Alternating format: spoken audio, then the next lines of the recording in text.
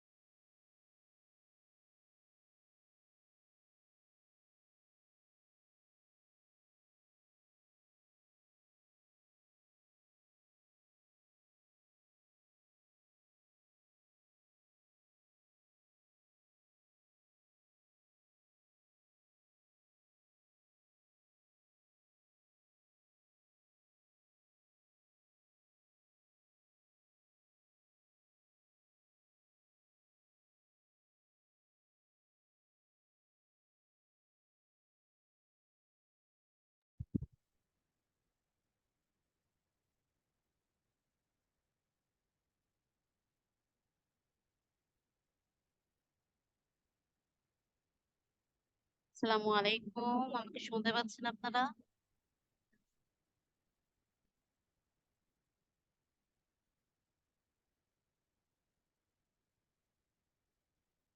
Hello,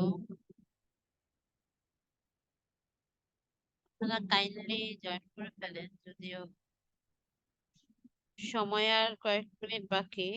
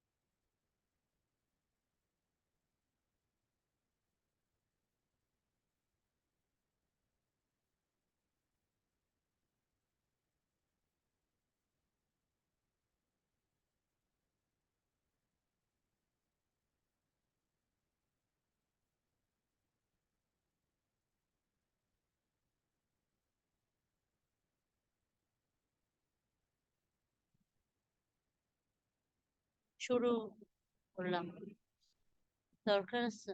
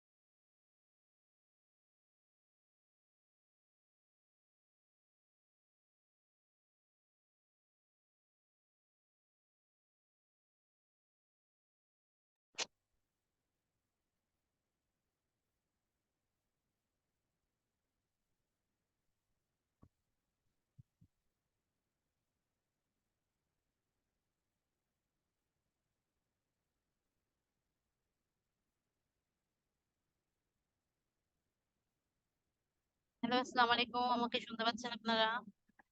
hello, আপনারা যারা join করেছেন আর আমাকে শুনতে পাচ্ছেন, কাইন্ডলি একটু জি দেখবেন। জি ম্যাম।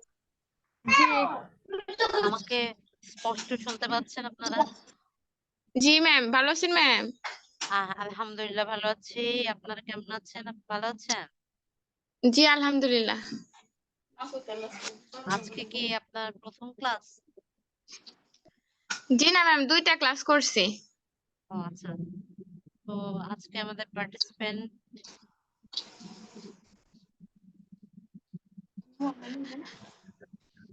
আমাদের পড়া দেওয়া ছিল।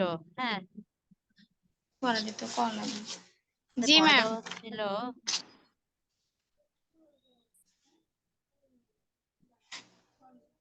হচ্ছে, তো আমি হচ্ছে পড়া ধরে একটু দেখি আপনাদের কি অবস্থা। আপনারা যারা গত ক্লাস করেছিলেন আশা করি আপনারা পড়াশোনা করেছেন। আমাদের ইরম প্রেস ছিল প্রথম 70টা, আর হচ্ছে খুব দ্রুত জয়েন করে ফেলুন যারা ক্লাস করতে ইচ্ছুক। আর হচ্ছে আমি প্রশ্ন করব যাকে, শুধু তিনি উত্তর দেবেন আর আনমিউট করবেন, বাকিরা মিউট করে ফেলেন।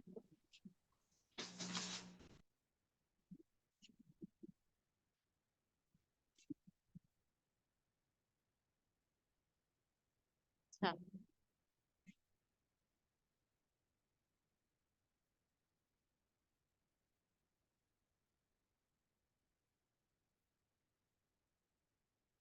সাদিয়া, সাদিয়া বলেন তো আপনি ফ্রেঞ্চ লিভের অর্থ কি? আনমিউট করেন।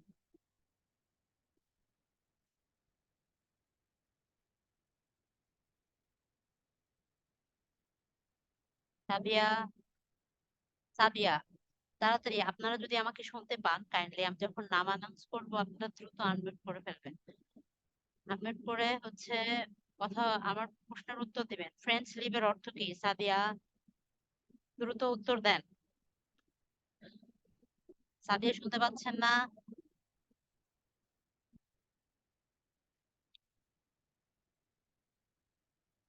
মাহফুজুর রহমান, জি মাহফুজুর, ম্যাম। ফ্রেঞ্চ লিভের অর্থ কি বলেন তো? বিনা অনুমতিতে ছুটি। বিনা অনুমতিতে ছুটি। জি। তারপরে আই টু আই এর অর্থ কি? আই টু আই, একমত। আচ্ছা, তারপরে হচ্ছে easy and free. Easy and free, অমায়িক। অমায়িক, ভেরি গুড। তারপরে এন্টাইটেল টু। ইনটাইটেল টু, যোগ্য।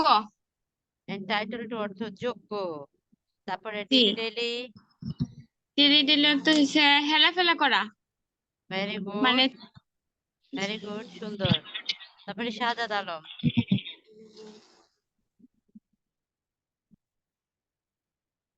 কাইন্ডলি আনমিউট করেন।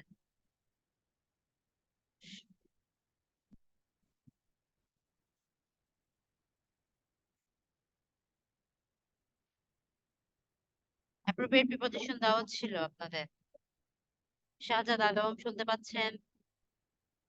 শাহজাদ আলম কথা বলেন, শুনতে পাচ্ছেন?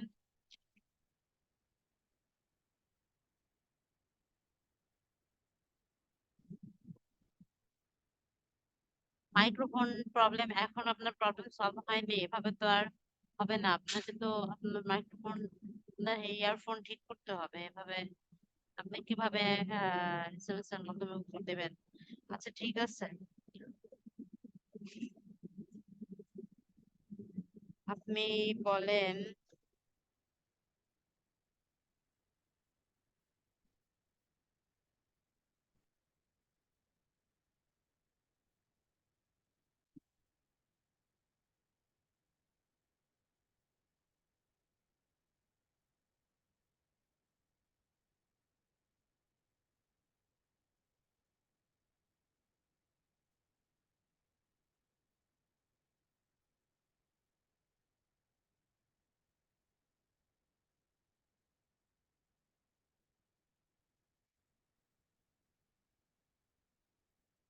এখানে কোন প্রিপজিশনটা বসবে।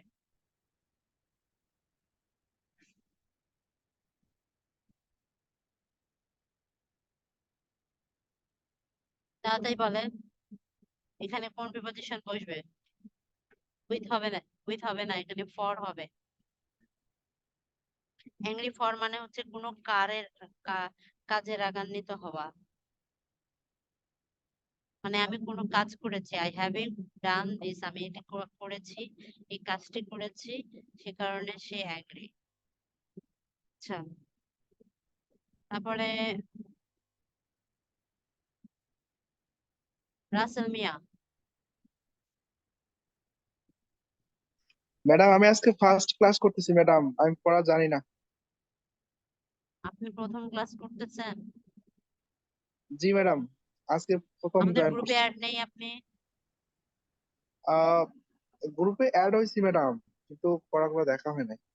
দেখতে হবে আপনাদের একটু ব্যক্তিগত দায়িত্বে। সজীব,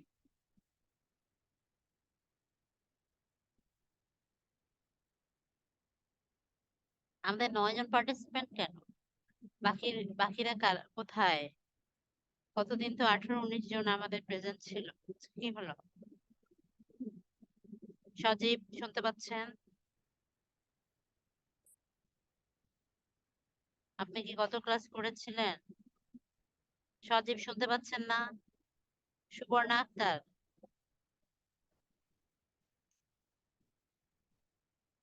ম্যাডাম পড়াটা হয় নাই আজকে, পড়া হয়নি কেন? একটু অসুবিধা ছিল ম্যাডাম, বাসায় এই জন্য পড়তে সুযোগ পাইনি। তাহলে কিভাবে হবে? পড়াগুলো যদি না পড়েন তাহলে তো। ম্যাডাম নেক্সট টাইম দুই দুই দিনেরটা একসাথে দিয়ে দিব না। আচ্ছা ঠিক আছে, তাহলে এভাবে পড়া না পড়ে আগানোটা তো লস আপনাদের। শুধু আমি পড়া দিয়ে যাব, পড়া বুঝিয়ে যাব, তো হবে না। আর পার্টিসিপেন্ট এখনো অ্যাক্টিভ না। হ্যাঁ, পার্টিসিপেন্ট কই? আমাদের পার্টিসিপেন্ট মাত্র 10 জন। আচ্ছা, আপনারা কি ক্লাস করে মজা পান না? আমার সাথে একটু গল্প করেন। আপনার ক্লাস করে বা আমার কাছে পড়ে বুঝতেছেন না বিষয়গুলো, আমি যেটা বোঝাচ্ছি পড়াচ্ছি আপনারা বুঝতেছেন না বা বুঝতে বুঝেন তো না? পারি ম্যাডাম, কিন্তু পড়া বেশি হয়ে যায় অনেক সময়, যে সব সাবজেক্ট গুলো কমপ্লিট করতে হয়, দেখা যায় এক সাবজেক্ট নেক্সট গ্যাপ থেকেই যায়। ম্যাডাম একটু পড়া কম করে দিয়ে। সবাই বেশি বেশি করে পড়া দেয়। এখন এক কথা হচ্ছে, আপনারা যদি বলেন যে হচ্ছে আমার 2-3 মাসে সিলেবাস কভার করতে হবে, 4 মাসের সিলেবাস কভার করতে হবে, সেক্ষেত্রে তো পড়া বেশি নিতে হবে। আবার এই পড়াগুলো কিন্তু পূর্বের পড়া। যারা নতুন অ্যাড হচ্ছেন তাদের জন্য হয়তো পুরো বেশি মনে হয়। আবার অনেকে পুরাতন যারা আছেন তারা তো অ্যাক্টিভ না, মানে অনলাইন ক্লাস দেখে হেলাফেলা করতেছেন আপনারা। অথচ আপনারা অনলাইনে ভর্তি হয়ে আছেন, ক্লাস করতেছেন, এখানে আপনার আগ্রহী, অথচ দেখা যাচ্ছে এটাকে গুরুত্ব দেন না অনেকেই। শুরুতে ক্লাস করেন, মাঝখানে অনেকেই নেই, অনেকে অ্যাবসেন্ট থাকে। আর এভাবে পড়াগুলো আগাচ্ছে না। নতুন অবস্থায় বিষয়টা আগাতে আগাতে আবার মাঝে যাই, আবার যারা নতুন অ্যাড হন বলেন যে আমাদের আমরা পাচ্ছি না, আবার পুরানো যারা তারা অ্যাবসেন্ট থাকতেছেন। তাহলে আমি বিষয়গুলো শেষ করব কিভাবে? কারণ আমাদের কারেকশন শেষ হচ্ছেই না, আমাদের কারেকশন শেষ হচ্ছে না। আমরা কোনো নতুন গ্রামার আইটেমে যেতে পারছি না, বুঝছি না কি হবে। আচ্ছা ঠিক আছে, আমরা হচ্ছে আজকে পড়া শুরু করি। আপনারা কাইন্ডলি, আপনারা যেহেতু অনলাইনে যুক্ত আছেন, অনলাইনে ভর্তি হয়ে আছেন, আপনারা এখানে আসতে পারেন না, ফিজিক্যালি ক্লাস করতে পারেন না, একটা আশা নিয়ে ভর্তি হয়েছেন, তাই এটাকে একটু গুরুত্ব দেন। এটাকে এত লাইটলি নিলে তো সমস্যা, তখন চাকরি নিতে দেরি হবে আপনাদের। এটাকে আপনারা একটু গুরুত্ব দিলে ভালো হয়। কারণ ইংলিশ এমন একটা সাবজেক্ট, এটা তো জানার বিষয় আছে, কিছু কিছু বিষয় জানতে হবে আমাদের, না জানলে হবে না। যেমন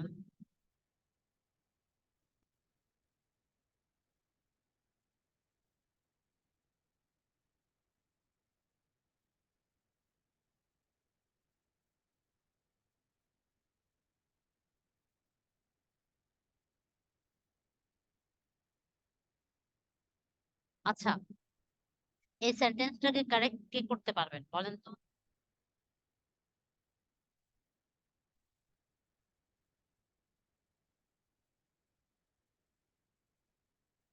পারবেন না কেউ? গত ক্লাসে পড়াচ্ছিল, গত ক্লাসে এটা বুঝিয়েছিলাম। ম্যাডাম প্রেজেন্টলি থাকলে প্রেজেন্টলি থাকলে অ্যাট প্রেজেন্ট হবে, ভেরি গুড। প্রেজেন্টলিটাকে আমরা কি দিব at present মানে বর্তমান কালে ভেরি গুড আচ্ছা I saw him এটা কি হবে বলেন এটা madam I am him I saw him lately I saw him lately I saw him lately কি হবে বলেন এটা রিসেন্টলি হবে ম্যাডাম, রিসেন্টলি। রিসেন্টলি হবে ভেরি গুড কারণ আমি তাকে দেখেছি মানে মাত্র দেখেছি সবে মাত্র দেখেছি এই কিছুক্ষণ আগে যদি দেখা হয় সেক্ষেত্রে আমরা সেটাকে কি বলবো রিসেন্টলি বলবো আর জি নেগেটিভের ক্ষেত্রে কি ব্যবহার করা হবে নেগেটিভের ক্ষেত্রে I have not seen him recently সেক্ষেত্রে কি হবে বলেন সেন্টেন্সটা কারেক্ট করেন তো ম্যাডাম এখানে ম্যাডাম লেটলি হবে, লেটলি। ভেরি গুড কারণ নেগেটিভের ক্ষেত্রে কি হয় লেটলি হবে। ভেরি গুড ভেরি গুড কথা বললো না কে বললো ভেরি গুড ম্যাডাম আমি পাশে থেকে শুনতে পেরেছি ম্যাম আমার বোন হয় ও মাশাআল্লাহ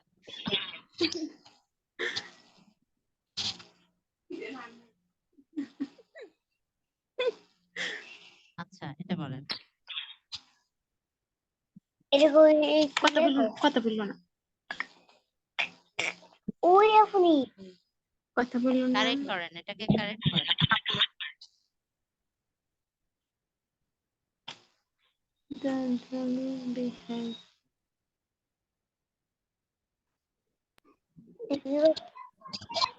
ম্যাডাম আস হবে, বিহাইন্ড আস। বিহাইন্ড আস হবে কারণ অবজেক্টের এটা জায়গায় অবজেক্টিভ ফর্ম হবে। অবজেক্টিভ ফর্ম হবে ভেরি গুড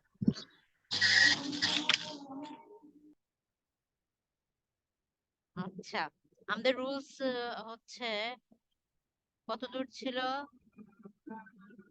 27 পর্যন্ত ছিল চিন্তা মানে অবনটা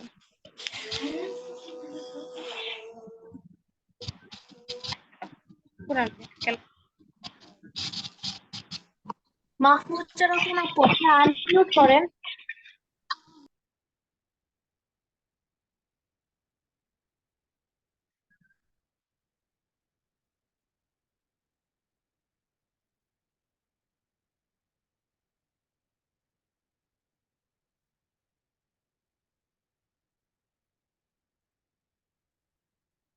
এটা কি হবে বলেন তো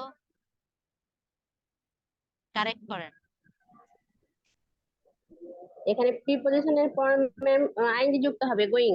ভেরি গুড প্রিপজিশনের পরে আইএনজি তাই না ভার্বের আইএনজি তাহলে কি হবে on going very good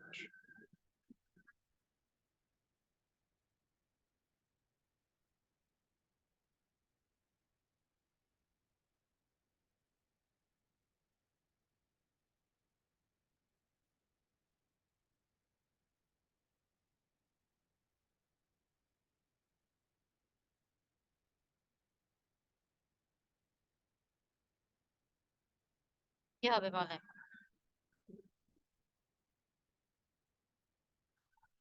madam sitting হবে না সিট হবে কারণ টু আছে টু আছে টু হচ্ছে ইনফিনিটিভ ইনফিনিটিভের পরে ভার্বের বেস ফর্ম হবে তাহলে সিটিং জি না হয়ে কি হবে সিট ভেরি গুড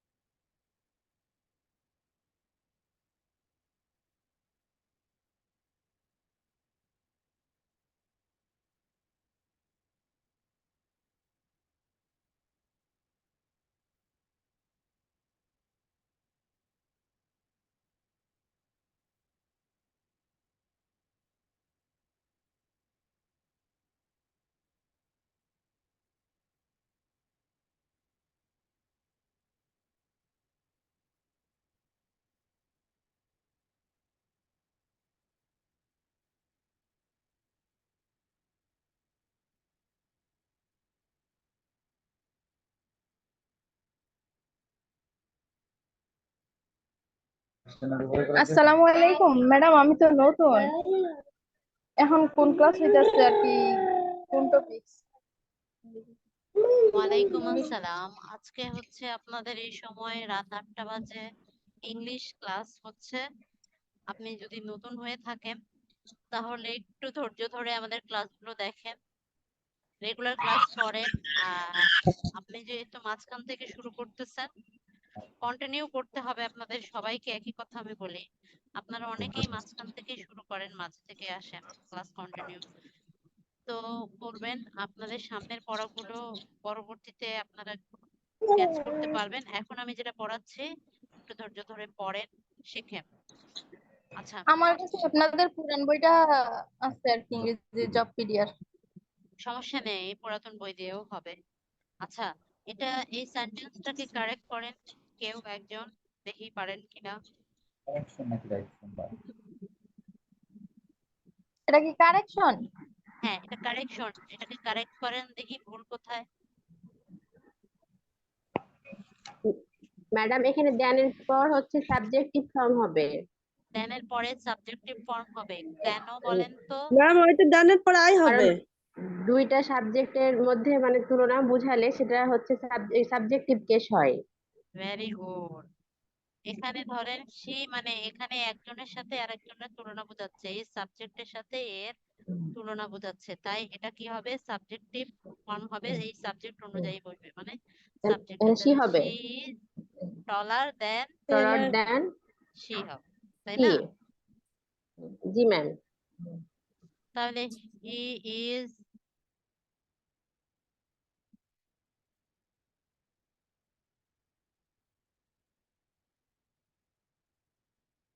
কি হবে?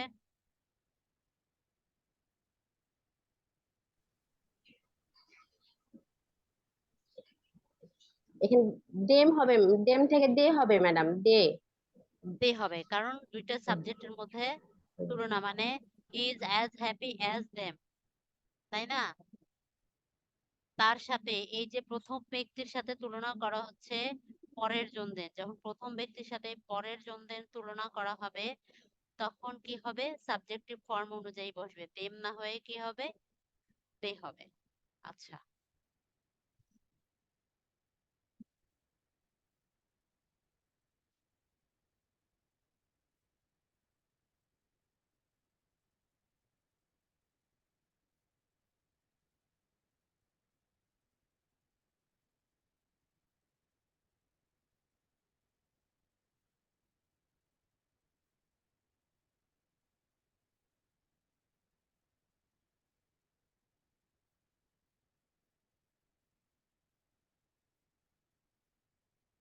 এটা করেন তো।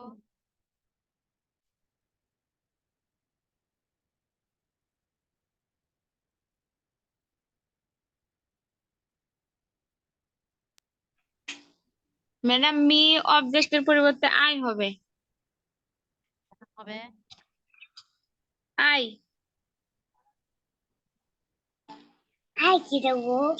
আচ্ছা, আপনার এই মিটা কার সাথে তুলনা করা হচ্ছে?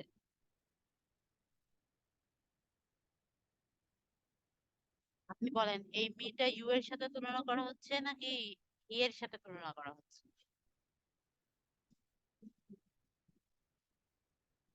বলেন তো, একজন বলেন, কার সাথে তুলনা? হি ম্যাম লাইক, হির সাথে। হ্যাঁ, সে পছন্দ করে, সে তোমাকে পছন্দ করে, আমার চেয়ে পছন্দ করে, সে he likes you more than me, তাই না? আমার চেয়ে, সে তোমাকে বলেন বেশি পছন্দ। এটা ম্যাডাম আপনি হির যে, সঙ্গে। হ্যাঁ, আপনার তুলনাটা কার সাথে, ইউ এর সঙ্গে নাকি হি এর সঙ্গে? হি এর সঙ্গে। মানে তোমাকে পছন্দ করে, আমার চেয়ে বেশি তোমাকে পছন্দ করে, তাই না? এই তুলনাটা জি। ইউ এর সাথে না, এই তুলনাটা হি এর সাথে। জি। তখন আপনি যার সাথে তুলনা করবেন আপনাকে প্রোনাউনটা সেই অনুযায়ী লিখতে হবে। এটা যেহেতু সাবজেক্টিভ ফর্মে লেখা, হি এটা সাবজেক্টিভ ফর্ম, তাই মিটাকে আপনি সাবজেক্টিভ ফর্মে দেবেন। ঠিক আছে? আমাদের জি 27 পর্যন্ত ছিল, আজকে 28 রুল 28। আপনাদের কাছে যাদের কাছে যেটা বই আছে সেই বই নিয়েই পড়বেন, সমস্যা নাই। আমাদের কোনো পুরাতন বই দিয়ে হবে। আমার কাছে 2023 সালের আছে, 2023 সাল দিয়ে পড়ি, সমস্যা নেই, সব বই একই। আমি 28 থেকে শুরু করছি। আপনারা সবাই খাতা নিয়ে বসবেন যারা নতুন আছেন। আজকে থেকে মনে করেন আপনার এটা নতুন ক্লাস, আজকে থেকে শুরু। আহ ম্যাম তাহলে আপনার সাউন্ড কম আসতেছে। আমার সাউন্ড কম আসতেছে, শুনতে পাচ্ছেন? যে আমরা শুনতে পারতেছি। ম্যাম আপনারা শোনা যায় কিন্তু কম আসে সাউন্ড। আচ্ছা ঠিক আছে। এখানে কি আমার এখানে সমস্যা, মানে ম্যাম আপনার বাকিদের সাউন্ড জোরে আসে বাট আপনার সাউন্ডটা তুলনামূলক কম আসতেছে। আমার ম্যাম সাউন্ডটা আপনি কি মাইক্রোফোনে ক্লোজ হইতে হবে অথবা জোরে কথা বলতে হবে, দুটোর একটা সমস্যা তো না। আমি তো মাইক্রোফোনের ক্লোজ আছি অবশ্য। ম্যাম হয়তো বা জোরে কথা বলতে হবে, আমাদের এখানে অনেক কম সাউন্ড আসে আর কি। ও আচ্ছা, অনেক জোরে কথা বলতে হবে আসলে। মাইক্রোফোনটা তো ম্যাম আমার এখন ঠিক আছে, এখন ঠিক আছে। আহ, আচ্ছা ঠিক আছে, বুঝতে পারতেছি। তাহলে এটা আরেকটু কাছে নিয়ে নিতে হবে। আচ্ছা, রুল 28 রুল আমরা শুরু করি। হ্যাঁ, আপনারা আজকে থেকে শুরু করেন। তো রুল 28-এর মধ্যে বলা হচ্ছে যে কিছু কিছু কি বলা হয়, ফ্রেজ যুক্ত, মানে কতগুলো শব্দ আছে, যে শব্দ হচ্ছে দুটা তিনটা চারটা পার্টস অফ স্পিচ অথবা ফ্রেজ বলা হয়, যেটা মিলিত হয়ে একগুচ্ছ শব্দ তৈরি করে। এই শব্দগুলোর পরে আমরা সবসময় ভার্বের আইএনজি যুক্ত দিব। যদিও এই শব্দগুলোর পর বা এই ফ্রেজের পর, ফ্রেজ বলা হয়, এই ফ্রেজের পরে টু থাকে। আমরা তো সচরাচর জানি যে টু এর পরে ভার্বের বেস ফর্ম হয়, মানে ভার্ব ওয়ান হয়। তো টু এর পরে ভার্বের কি হয়, বেস ফর্ম হয়, আমরা জানি। কিন্তু কিছু ফ্রেজ আছে, কিছু শব্দ আছে, শব্দগুচ্ছ, যে শব্দগুচ্ছর পরে টু থাকার পরেও আমাদেরকে ভার্বের সাথে আইএনজি যুক্ত করতে হবে। সেটা কিভাবে আমি বলছি। যেমন শব্দগুচ্ছ যেমন লুক ফরওয়ার্ড টু। আপনাদের কাছে বই থাকলে বই দেখবেন, না থাকলে লিখে নেবেন। লুক ফরওয়ার্ড, যেমন look forward to, with a view to, accustomed to, addicted to, be used to, habituated to, can not help, worth mind. এই শব্দগুলোর পরে বা ফ্রেজের পরে ভার্বের সাথে আইএনজি যুক্ত করতে হবে। এগুলো কি লিখে দেবো নাকি মুখে বললেই হবে? আপনাদের কাছে বই আছে তো? ম্যাম অনেকের কাছে বই নাই। With a view two, look forward to, with a view to, accustomed to,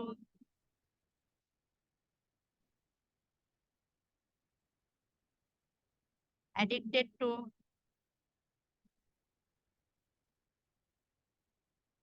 be used to। be মানে এর পরে কি হবে, am, is, are থাকতে পারে, was, were, এগুলো থাকতে পারে। be used to, habituated to,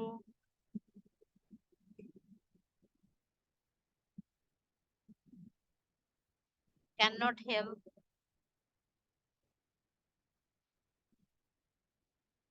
worth mind। এগুলোর পরে কি হবে,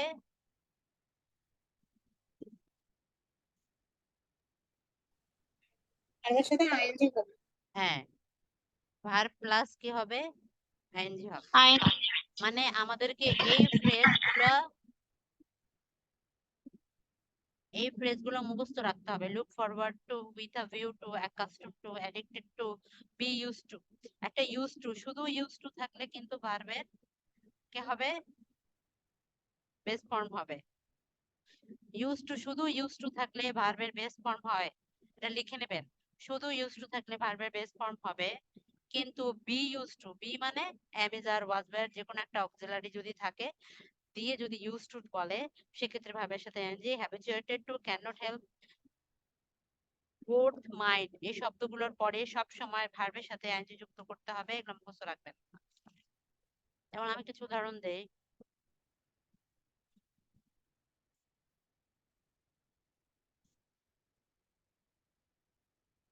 I am,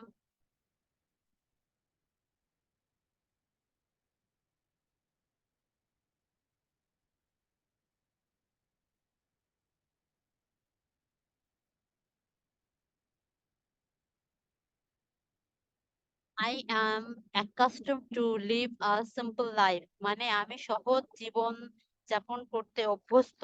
তা আমরা জানি accustomed to একটা ফ্রেজ, এবং এই ফ্রেজের পরে ভার্বের সাথে কি দিতে হয়? আইএনজি দিতে হয়।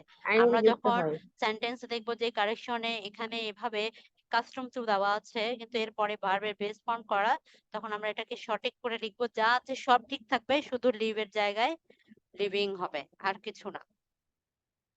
ঠিক আছে? ম্যাডাম এক কাস্টম টু অর্থ কি ম্যাডাম? অভ্যস্ত।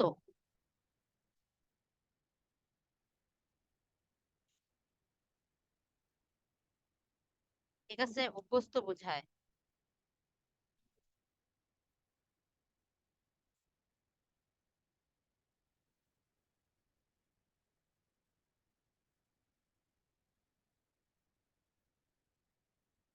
I cannot help go, I cannot help go, আমরা জানি ক্যান নট হেল্প এর পরে কি হয়? ভার্বের সাথে আইএনজি যুক্ত করতে হয়।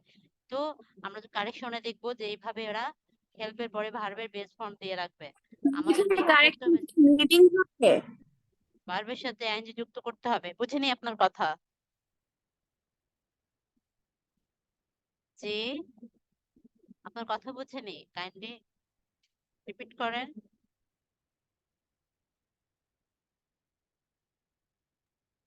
ম্যাম এখানে কারেকশনটা কি মানে আইএনজি যোগ হবে তাই না? হ্যাঁ হ্যাঁ, আমরা বলেছি যে ক্যান নট হেল্প এর পরে ভার্বের আইএনজি যুক্ত করতে হয়।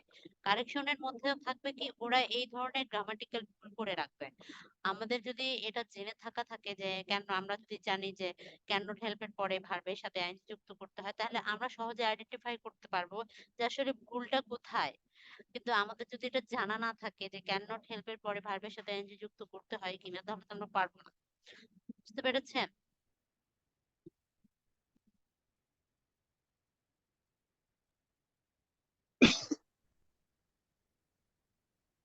যেমন I am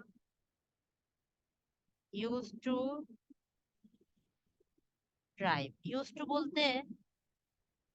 বলতে অভ্যস্ততা বোঝায়, এটাও অভ্যস্ততা বোঝায়। I am used to driving. I am used to drive on the left, তার মানে I am used to drive on left মানে কি? বলেন তো অর্থটা কি বোঝায়? ডান হাত বাম হাত দিয়ে ড্রাইভ করতে আর কি অভ্যস্ত, অভ্যস্ত, এরকম ভেরি কি? গুড। হ্যাঁ,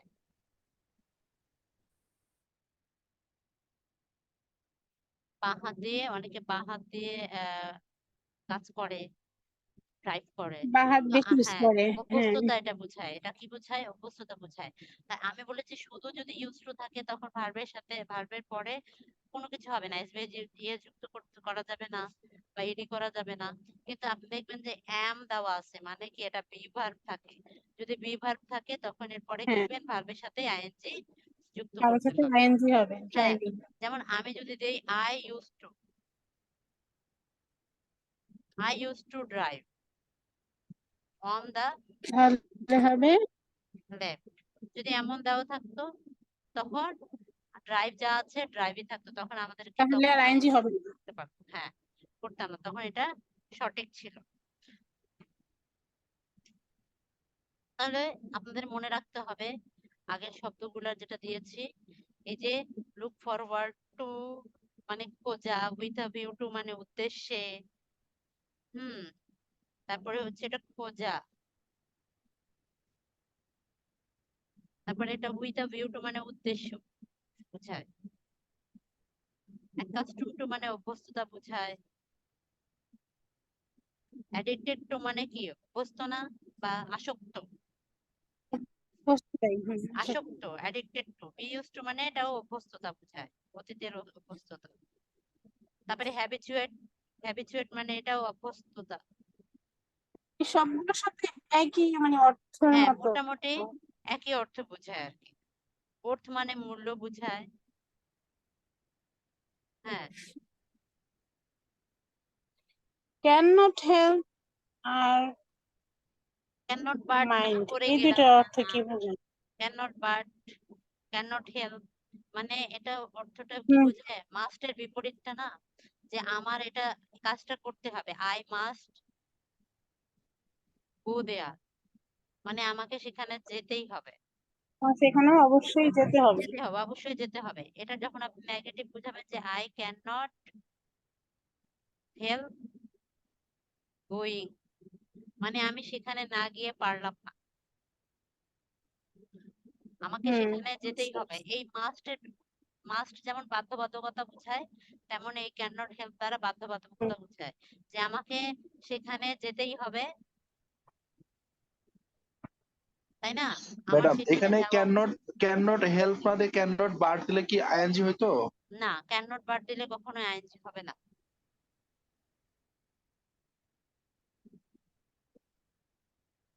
ম্যাডাম হেল্পের তাহলে পরে ম্যাডাম দুটাই তাহলে সঠিক তাই না ম্যাডাম?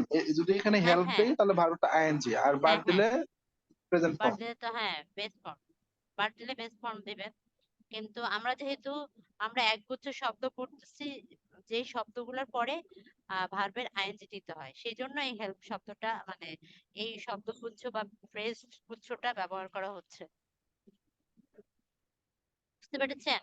তাই ক্যান নট হেল্প দ্বারা ওই মাস্টের বাধ্যবাধকতা বোঝায়, যে আমাকে সেখানে অবশ্যই যেতে হবে। এটা যখন আপনি নেগেটিভ বুঝাবেন তখন ক্যান নট হেল্প গোয়িং, মানে Cannot আমাকে help সেখানে না গিয়ে with হবে না, আমাকে পারলাম না। সেখানে যেতেই হবে। হ্যাঁ,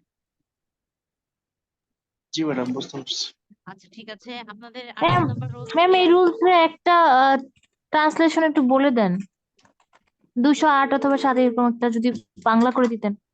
কোনটা? ম্যাম ওই যে I am accustomed to live a simple life, মানে এটা বাংলাটা যদি একটু বলে দিতেন। বললাম তো, I am accustom to live a simple life, আমি সহজ বা সাধারণ জীবন যাপন করতে অভ্যস্ত। কিছু কিছু মানুষ আছে না যারা সাধারণ সহজ সরল ভাবে জীবন যাপন করে, তা অ্যাকাস্টম টু মানে অভ্যস্ত সহজ সরল জীবন যাপন করতে বা সাধারণ জীবন যাপন করতে অভ্যস্ত। 208 নম্বর দেখেন, he is looking forward to pass the exam, মানে কি লুকিং ফরওয়ার্ড টু মানে খোঁজা বলতে হচ্ছে he is looking forward to passing the exam. আসলে আপনাদের এখানে মিনিং দিয়ে কোনো কাজ নেই, ঠিক আছে? আপনি মিনিং জেনে নেন, আপনার ট্রান্সলেশনের কাজে দিতে পারে। এখানে বলতেছে যে আমি আহ এখানেও কিন্তু বাধ্যবাধকতা বোঝায়, যে আমাকে পরীক্ষায় পাশ করার জন্য কি করতে হবে, উঠে পড়ে লাগতে হবে বা পরিশ্রম ম্যাম করতে এটা হবে। বলতেছি না ম্যাম, ওই যে মাস্ট এর মতো যেমন ক্যান নট হেল্প দিয়ে আপনি কম্পেয়ার করে বুঝাইছেন, এরকম যদি বোঝানো যেত। এরকম সবটা হবে না আর কি। আর হচ্ছে এখানে আপনাকে মনে ক্যানটাই রাখতে, মাস্টের জন্য।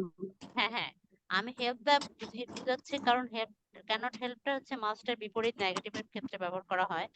আর একটা বিষয় সেটা হচ্ছে যে আপনাদেরকে যে এই ফ্রেজটা দেওয়া আছে, এই ফ্রেজ গুচ্ছগুলো আপনাদেরকে মনে রাখতে হবে, যে এগুলোর পরে আমাদের ভার্বের সাথে এনজি যুক্ত করতে হবে। আর এগুলোর মিনিং তো বলে দিয়েছি।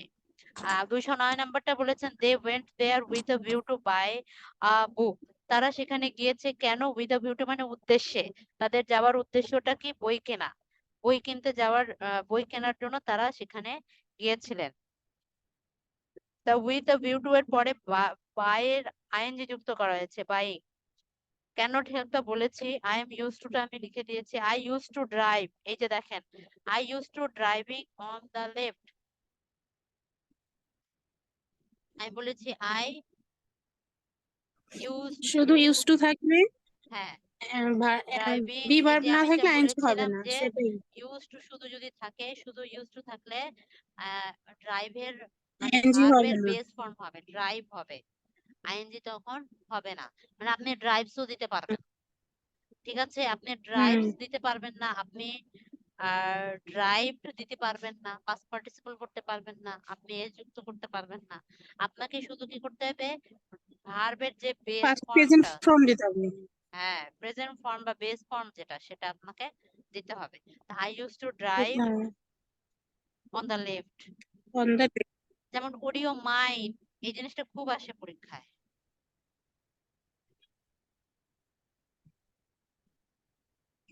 যদি তুমি কিছু মনে না করো, তাই না? যদি কিছু মনে না করো,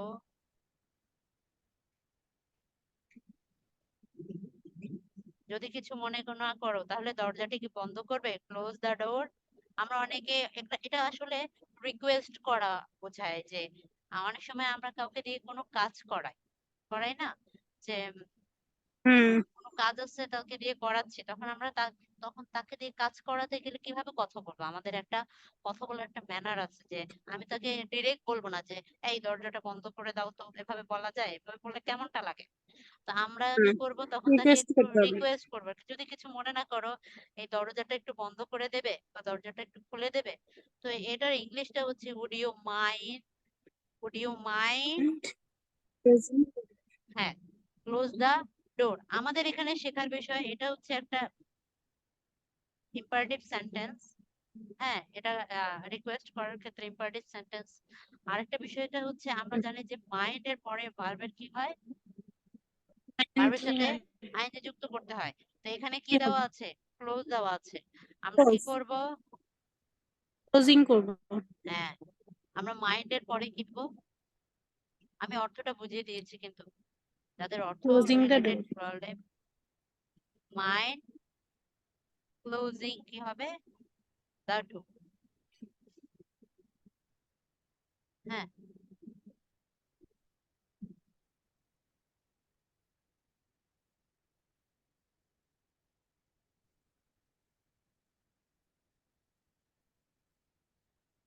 তাহলে আমার মনে হয় এই রুলসে কোনো প্রবলেম নেই, আমরা অন্য রুলসে যাই।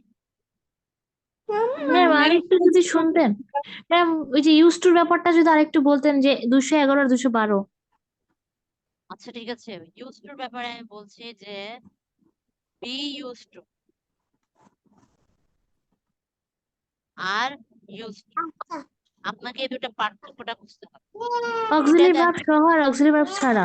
হ্যাঁ, একটা জিনিস, সেটা আমি বি এর পরে কিন্তু লিখে দিয়েছি কি কি অক্সিলারি থাকতে পারে, am is are. Ma'am is are was were. ঠিক আছে, হ্যাভ হ্যাজ হ্যাড হতে পারে, যে কোনো আপনারা হচ্ছেন বি ভার্বের মানে সরি বি ইউজ টু মানে এই ইউজ টুর সামনে যে কোনো একটা অক্সিলারি ভার্ব থাকবে, কিন্তু ইউজ টুর ক্ষেত্রে সামনে কোনো অক্সিলারি ভার্ব থাকবে না। মানে সাবজেক্ট থাকবে, যেমন go I use to go there, আমি সেখানে যেতে অভ্যস্ত, মানে আমি আগে সেখানে যেতাম। ঠিক আছে, এটা অতীতের অভ্যস্ততা বোঝায়, এটা অতীতকালের অভ্যস্ততা বোঝায়। কিন্তু দুটার মধ্যে পার্থক্য হচ্ছে এই ইউজ টুর আগে যদি কোনো অক্সিলারি ভার্ব থাকে, তখন এর পরে যেটা ভার্ব আছে গো না হয়ে তখন সেটা হবে শুধু গোয়িং। আইএনজি আইএনজি হবে। হবে। হ্যাঁ, জি ম্যাম ক্লিয়ার। জি ম্যাম। ক্লিয়ার।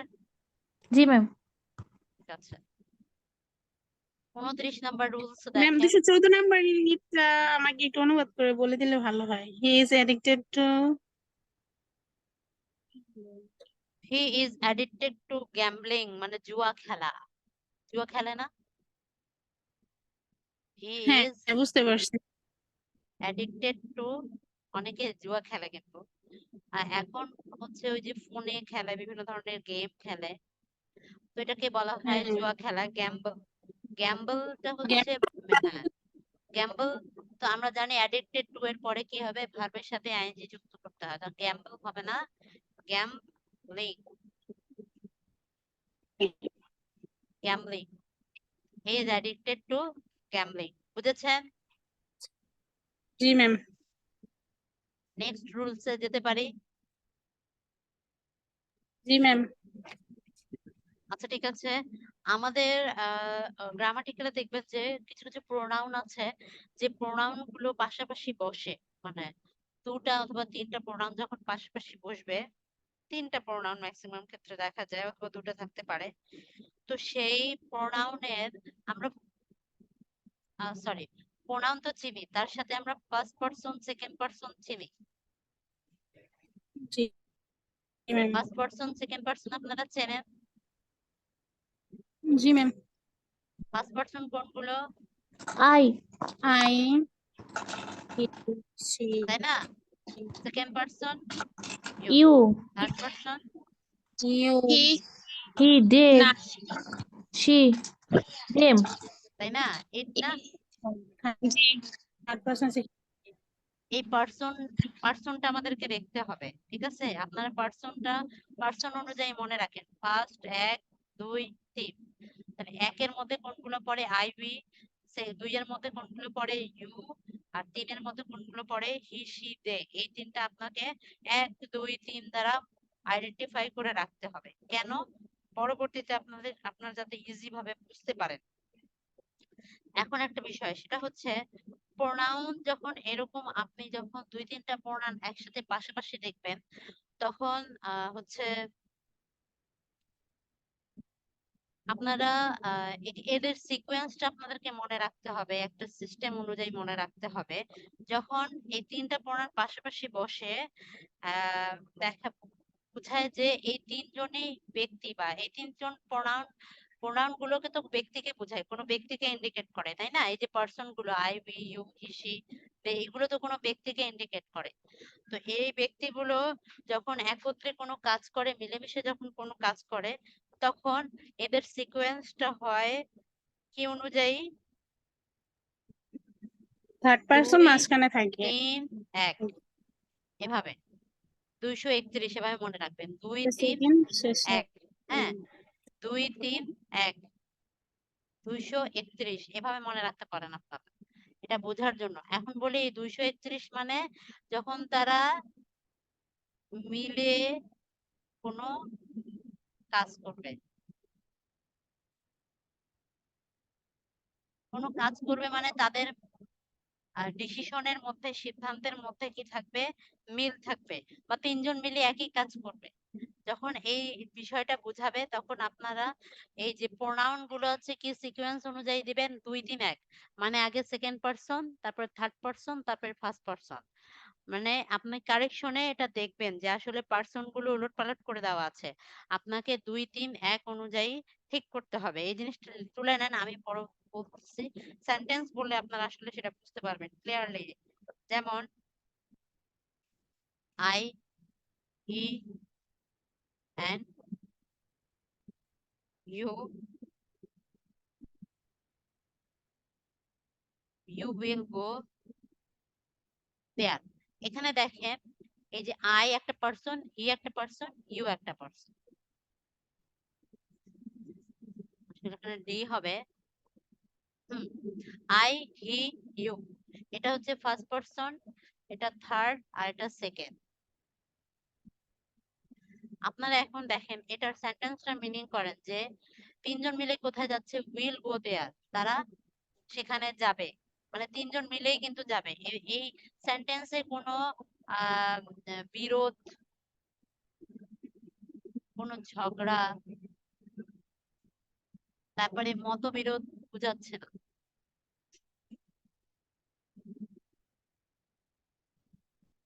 ঠিক আছে? তার মানে তারা একসাথে কি করবে? তারা একসাথে কোথাও যাবে। তার মানে হচ্ছে যখন 3জন ব্যক্তি বা 3জন পার্সন মিলে যখন একসাথে কোনো কাজ করবে, তখন এদের পার্সনটা হবে 2 3 1 অনুযায়ী। 2 3 1 231 অনুযায়ী বসবে। 231 মানে 2 হচ্ছে সেকেন্ড পার্সন, 3 হচ্ছে থার্ড পার্সন, আর 1 হচ্ছে থার্ড ফার্স্ট পার্সন। পারসন, তাহলে আগে ফার্স্ট কি পারসন, বসবে? সেকেন্ড পারসন ইউ ইউ, হবে নাকি না হি হবে? হ্যাঁ, তারপরে হি এন্ড আই হি উইল হ্যাঁ এন্ড আই গো দেয়ার। দেয়ার। কিচ্ছু না, এখানে কিছু চেঞ্জ করা যাবে মানে করবে না, আপনারা শুধু এই যে পার্সনটা জাস্ট সাজিয়ে লিখবেন, বাকিগুলো যা আছে তাই।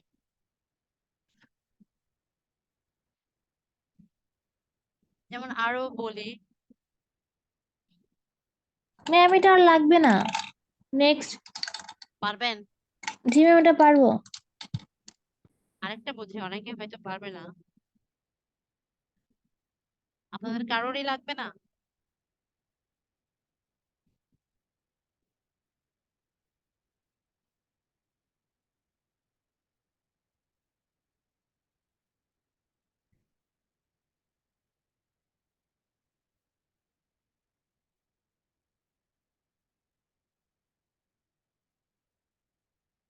এখানে দেখেন আরেকটা বিষয়, 1 2 3 কখন বসবে? যখন তারা কোনো অপরাধ করবে, হ্যাঁ, বা কোনো দোষ করবে বা কোনো খারাপ কাজ করবে, যখন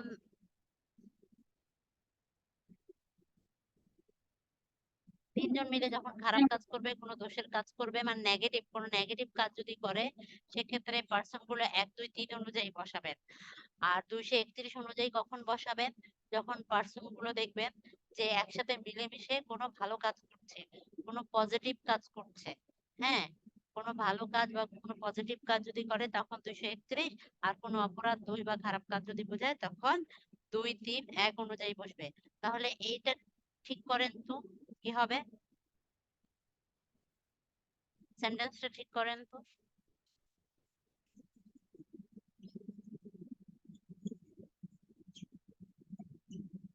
বলেন বলেন, যারা পারেন তারা বলেন কি হবে? কমিটেড দ্য সিম, তার মানে কি, এর অর্থ কি বোঝাচ্ছে? যে সে, তুমি, আমি সবাই মিলে একটা কি করেছি, সিম মানে পাপ করেছি বা অপরাধ করেছি বা কোনো খারাপ কাজ করেছি।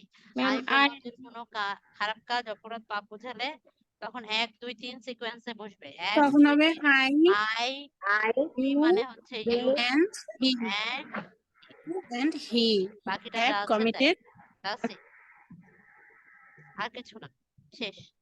পারবেন আপনারা? জি ম্যাডাম। কারো কোনো প্রবলেম ম্যাম, নেই? রুলস তো বোঝা যাবে, সিন অর্থই তো আমরা পারবো না। বুঝিনি? এখন বলে দেওয়ার পরে পারবো, পরীক্ষা আসলে আর কি। পারবেন পারবেন, অবশ্যই পারবেন, প্র্যাকটিস করতে হবে মোর বুঝতে পারতে হবে, এটা তো নিজেদের হ্যাঁ, আপনাদেরকে রেগুলার প্র্যাকটিসের মধ্যে থাকতে হবে। প্র্যাকটিস যখন করবেন ইনশাআল্লাহ অবশ্যই পারবেন। আর এগুলো একটু কমন রুল, এগুলো পারা যায়। হ্যাঁ, এমবেডেড কোশ্চেন আসি আমরা এখানে। 30 নাম্বার রুলসে বলা আছে কি, যে একটা প্রশ্নের মধ্যে যখন আরেকটা প্রশ্ন করা হয়, হ্যাঁ, একটা এমবেডেড কোশ্চেন বলা হয়। এমবেডেড কোশ্চেন হচ্ছে,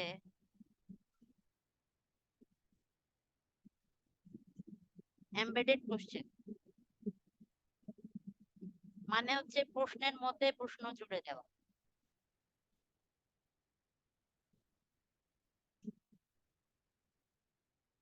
মানে আমরা প্রশ্ন করি না যে তোমার নাম কি,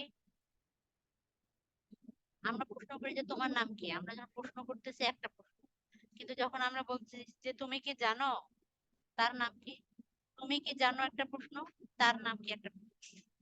আর যে তুমি কি বলতে পারবা তারা কোথায় গিয়েছিল, তুমি কি বলতে পারবা একটা প্রশ্ন, তারা কোথায় গিয়েছিল একটা প্রশ্ন। আমরা যখন একটা প্রশ্ন, যেমন আমি বলি যে তুমি কি জানো তার নাম কি,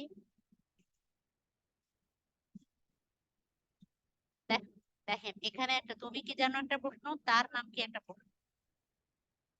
যখন একটা প্রশ্নের মাঝে আরেকটা প্রশ্ন জুড়ে দেওয়া হয় তখন সেটাকে বলা হয় এমবেডেড কোশ্চেন। আর এই এমবেডেড কোশ্চেনের ক্ষেত্রে আমাদেরকে কিছু রুলস মনে রাখতে হবে। সেটা হচ্ছে,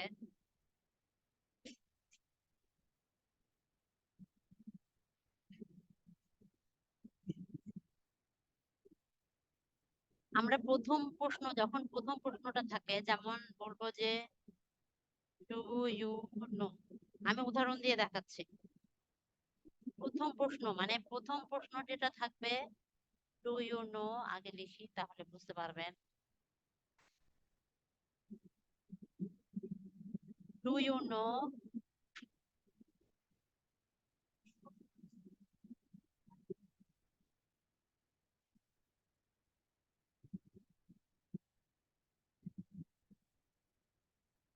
এক্ষেত্রে যে ডু ইউ নো হচ্ছে একটা প্রশ্ন, আর হোয়াট হিজ নেম ইজ হচ্ছে এটা একটা প্রশ্ন। দুইটা প্রশ্ন। এই দুইটা প্রশ্নের মধ্যে প্রথম প্রশ্নটা প্রশ্নবোধক রাখবো, আর দ্বিতীয় যেটা আছে সেটাকে প্রশ্নবোধক করব না, তখন সেটাকে অ্যাসার্টিভ করব। মানে প্রশ্নবোধক করব না, তখন তাকে কি করব, মানে বিবৃতিমূলক বাক্যে রাখবো, মানে অ্যাসার্টিভ রাখবো। ইংলিশে বলি তখন ভালো করে বুঝতে পারবে। এটাকে কোশ্চেন রাখবো আর এটাকে অ্যাসার্টিভ রাখবো। বিষয়টা বুঝতেছেন আপনারা? এখন অ্যাসার্টিভ রাখার মানে হচ্ছে সেন্টেন্সটা অ্যাসার্টিভ ফর্মে বসবে। অ্যাসার্টিভ ফর্ম মানে সাবজেক্ট, তারপরে ভার্ব, অবজেক্ট। তারপরে অবজেক্ট, তাই না? মানে সাবজেক্টের আগে এই ভার্বটা আসবে না, সাবজেক্টের আগে এই ভার্বটা আসবে না, এটাকে বলা হয় অ্যাসার্টিভ ফর্ম। আর প্রশ্নবোধক মানে হচ্ছে প্রথম প্রশ্নটা প্রশ্নবোধক থাকবে, তার মানে আগে অক্সিলারি, তারপরে সাবজেক্ট, তারপরে বাকি অংশ। বিষয়টা আবার বুঝেন আমি কি বোঝাতে চাচ্ছি। আমি বলতে চাচ্ছি যখন দুটো প্রশ্ন একসাথে থাকবে, প্রথমটা করবেন প্রশ্নবোধক মানে কোশ্চেন, আর পরের যেটা আছে সেটা করবেন অ্যাসার্টিভ, তার মানে subject plus verb plus object. আর এটার থাকবে আগে অক্সিলারি,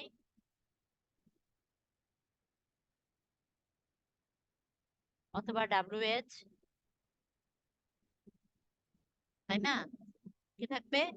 অক্সিলারি, ম্যাডাম ডাব্লিউএইচ থাকবে না। ম্যাডাম প্রথম অংশ যদি আমরা অ্যাসার্টিভ করি, পরের অংশ যদি প্রশ্নবোধক করা হয়, তখন না কি হবে?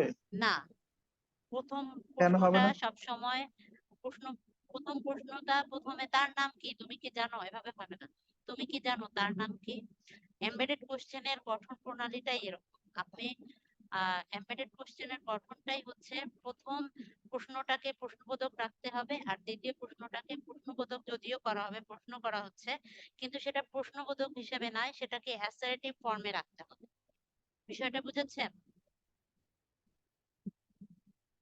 এমবেডেড কোশ্চেনের গঠন প্রণালীটাই হচ্ছে এরকম। প্রথম প্রশ্নটা প্রশ্নবোধক, আর দ্বিতীয় প্রশ্নটা প্রশ্নবোধক থাকে না, দ্বিতীয় প্রশ্নটা অ্যাসার্টিভ থাকবে। আর প্রশ্নবোধক করতে গেলে আমরা কি করি, প্রথমে অক্সিলারি দেই, তারপরে সাবজেক্ট দেই, তারপরে বাকি অংশ দেই। বিষয়টা বুঝেছেন? আপনাদের আর কোনো কনফিউশন আছে? আমি যেমন একটা উদাহরণ দেই,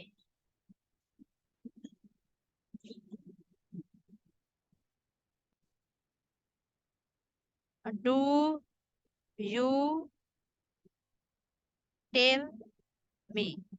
এই যে ডু ইউ টেল মি, তুমি কি আমাকে বলতে পারো, এটা একটা প্রশ্ন করলাম এমবেডেড কোশ্চেনের রুলস অনুযায়ী।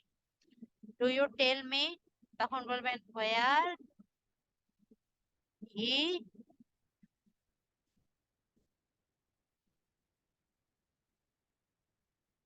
লিভ। এখন দেখেন হোয়ার, এটাও একটা প্রশ্ন। ডু ইউ টেল মি, এর পর্যন্ত প্রথম কোশ্চেন শেষ। দ্বিতীয় প্রশ্ন শুরু হয়েছে যে এই যে হোয়ার দ্বারা। এখন আপনি বলতেছেন যে হোয়ার, আমি ডাব্লিউএস দিব প্রশ্নবোধকের মতোই ডাব্লিউএস দিব, কিন্তু এর পরে যে সেন্টেন্সটা থাকবে ডাব্লিউএস এর পরে, এটার পরে সাবজেক্ট, তারপরে অক্সিলারি। আমরা তো জানি যে ডাব্লিউএস এর আমরা যখন ডাব্লিউএস দ্বারা কোশ্চেন করি তখন এর পরে কি থাকে, অক্সিলারি থাকে, অক্সিলারি থাকে, তারপর তারপরে সাবজেক্ট সাবজেক্ট থাকে। থাকে, তাই না? কিন্তু এই ক্ষেত্রে আপনাদেরকে একটু ব্যতিক্রম করতে হবে, সেটা হচ্ছে অক্সিলারির পরে আপনারা ডাব্লিউএস এর পরে আপনারা সাবজেক্ট দেবেন, তারপর অক্সিলারি দেবেন, এর আগে আপনারা সাবজেক্ট দিতে পারবেন না। এটাই হচ্ছে এমবেডেড কোশ্চেনের রুল।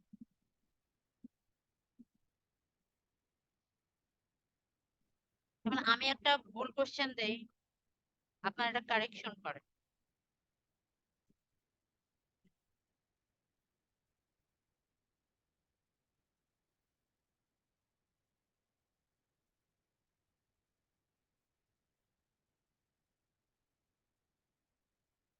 প্রশ্নবোধক চিহ্ন কিন্তু দিতে হবে শেষে। এখন বলেন এখানে ভুল কোথায়, আর যদি ভুল থেকে থাকে তাহলে সঠিকটা কি হবে? হু ইউ আর হবে। Do you tell me who you are. Very good. প্রথমটা যা আছে তাই, প্রথমটা দেখেন কোনো চেঞ্জেস নাই, কারণ প্রথমটা প্রশ্ন আমাদের শর্ত অনুযায়ী প্রথমে অক্সিলারি আছে, তারপরে আছে সাবজেক্ট, তারপরে বাকি অংশ। আর দ্বিতীয় সেন্টেন্সটা শুরু হয়েছে কি দ্বারা? ডাব্লিউএইচ দ্বারা। ডাব্লিউএইচ এর পরে কি দেওয়া আছে? দিতে হবে আমাদের সাবজেক্ট দিতে হবে। ডাব্লিউএইচ এর পরে Subject, সাবজেক্ট, তারপরে ভার্ব। তারপর তো auxiliary। তাহলে আমরা কি দেব? Who you are. Who you are sentence দেখেন, ইউ আর, ইউ আরটা একটা অ্যাসার্টিভ ফর্ম, ইন্টারোগেটিভ না, কোশ্চেন না। তাহলে হু ইউ আর এর পরে কিন্তু প্রশ্নবোধক চিহ্নটা অবশ্যই দিতে হবে। এটা হচ্ছে এমবেডেড কোশ্চেনের। ম্যাডাম প্রথমে যে অক্সিলারি ভার্ব দিয়ে শুরু না হয়ে যদি ডাব্লিউএস কোশ্চেন দিয়ে শুরু হতো তবু একই নিয়ম থাকতো। হ্যাঁ, অবশ্যই, কারণ আপনি প্রথম সেন্টেন্সকে সবসময় কি আকারে রাখবেন? ইন্টারোগেটিভ রাখবেন। প্রথম সেন্টেন্সটা কি রাখবেন? ইন্টারোগেটিভ রাখবেন, ইন্টারোগেটিভ। আর দ্বিতীয় সেন্টেন্সটা আপনাকে অ্যাসার্টিভ ফর্মে রাখবেন। যদিও ডাব্লিউএস দ্বারা শুরু হবে, কিন্তু আপনাকে সেটা অ্যাসার্টিভ ফর্মে রাখতে হবে। বিষয়টা বুঝতেছেন? জি বুঝতে ম্যাডাম। পারছেন আমি কি বোঝাতে চাচ্ছি? আপনাদের কোনো কোশ্চেন আছে এখানে?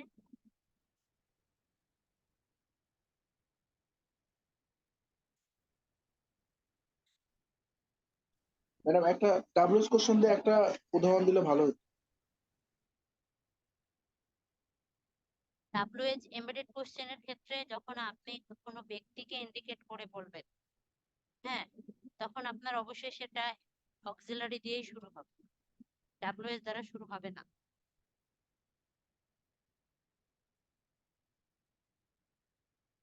ক্যান ইউ টেল মি, তুমি কি আমাকে বলতে পারো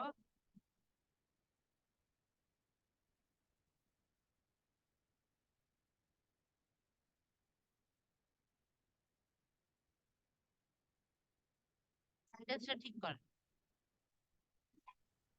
Can you tell me where he is going? He is going, subject আগে হবে। Where he is can you going tell হবে। মি, এটা যা আছে তাই থাকবে। প্রথমে অক্সিলারি, তারপরে সাবজেক্ট, তারপরে বাকি, তারপরে where হ্যাঁ, he হি ইজ সাবজেক্ট, তাই না? গোয়িং। তারপরে verb। তাহলে where he is going। প্রথম সেন্টেন্সটা ইন্টারোগেটিভ কিনা আপনাদেরকে সেটা আইডেন্টিফাই করতে হবে।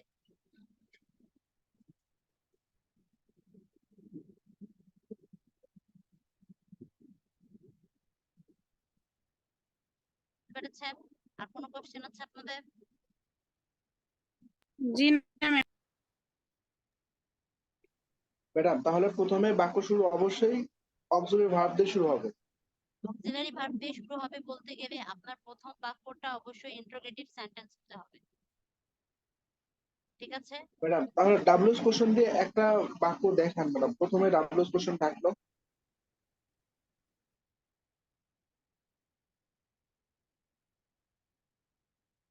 এমবেডেড কোশ্চেনটা অ্যাকচুয়ালি কিন্তু এভাবেই হয়। এখন আপনি ডাব্লিউএইচ কোশ্চেন দিয়ে একটা সেন্টেন্স তৈরি করেন। ম্যাডাম যেহেতু এখানে বলছে যে এমবেডেড কোশ্চেন হচ্ছে প্রথমে অনুরোধ করে কোশ্চেন করা হবে, মানে রিকোয়েস্টের মাধ্যমে, হুম, তাহলে কি আর ডাব্লিউএইচ হোয়াট দিয়ে কোশ্চেন করলে কি আর সেটাই। প্রথমে যখন রিকোয়েস্টের আপনি মতো কোনো হয়? ব্যক্তিকে অক্সিলারি ইন্ডিকেট দিয়ে হলে, করবেন, ডু দিয়ে শুরু আপনি হলে, ক্যান যখন দিয়ে শুরু হলে আপনি যখন এরকম কাউকে হয়। কোনো কিছু কাজের জন্য অনুরোধ করবেন, সেক্ষেত্রে আপনাকে কি দিতে হবে? সাউন্ডের প্রবলেম, শুনতে পাচ্ছেন না? শুনতে পাচ্ছি তো। ম্যাম শুনতে পাচ্ছি কিন্তু কম। আচ্ছা ঠিক আছে। তো আপনি যখন কাউকে অনুরোধ করে কোনো কিছু বলবেন, সেক্ষেত্রে আপনার এমবেডেড কোশ্চেনের ক্ষেত্রে আপনার যখন কাউকে কোনো অনুরোধ করে বলবেন, তো অবশ্যই আপনি যখন কোনো ব্যক্তিকে বলবেন বা কোনো কাউকে বলবেন, তখন অবশ্যই আপনার একটা অক্সিলারি ভার্ব আনতে হবে, তাই না? অক্সিলারি ভার্ব আর ডাব্লিউএইচ কোশ্চেন ডিরেক্ট করা হয়। ম্যাম হ্যাঁ, একটা who are সেন্টেন্সে you? দুটো ডাব্লিউএস তো হইতেই পারে না। হ্যাঁ সেটাই, আপনি যদি একটা সেন্টেন্সে WH then who are you, এটা আপনি যখন কাউকে প্রশ্ন করতেছেন, কোন একটা ব্যক্তিকে একটা প্রশ্ন করতেছেন, ঠিক আছে? তো একই ব্যক্তিকে আপনি যখন দুইটা প্রশ্ন করবেন তখন সেক্ষেত্রে আপনি কি বলবেন? আপনি তখন দুইটা WH দ্বারা কোশ্চেন করতে পারবেন না। জি না, দুইটা WH তো হবে না, আর একজনকে তো দুইবার ইউজ করা যাবে না। এমবেডেড কোশ্চেন মানেই হচ্ছে এটা, আপনি যখন একই ব্যক্তিকে দুটো প্রশ্ন করতেছেন তখন তো সেটা এমবেডেড কোশ্চেন হচ্ছে। আর আমার কথা হচ্ছে এখানে ফ্যাক্টর এটা না যে সামনে WH দ্বারা, যদিও আমি বলি যে যদি থেকে থাকে সামনের কোনো WH কোশ্চেন দ্বারা, তখন WH দ্বারা আপনার এরপরে WH এর পরে আপনাকে কি দিতে হবে? অক্সিলারি দিতে হবে, তারপরে সাবজেক্ট দিতে হবে, মানে প্রথম সেন্টেন্সটা আপনার ইন্টারোগেটিভ রাখতেই হবে, আর পরের সেন্টেন্সটা আপনাকে অ্যাসার্টিভ ফর্ম রাখতে হবে, সেটা যদিও WH দ্বারা শুরু হোক। তাই প্রথম সেন্টেন্সটা হচ্ছে অক্সিলারি দিয়ে ইন্টারোগেটিভ করা হবে, মানে এটা হচ্ছে ডিরেক্ট ইন্টারোগেটিভ, আর এটা হচ্ছে ইনডিরেক্ট ইন্টারোগেটিভ। কোনো ব্যক্তিকে যখন জিজ্ঞেস করা হয় তাই ডিরেক্ট ইন্টারোগেটিভ, আর WH দ্বারা হয় ইনডিরেক্ট ইন্টারোগেটিভ। বুঝতে পেরেছেন? আর একটা এমবেডেড কোশ্চেনে কখনো দুটা ইনডিরেক্ট ইন্টারোগেটিভ থাকে না।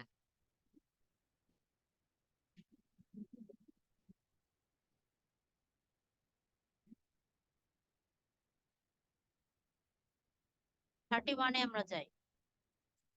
হুম,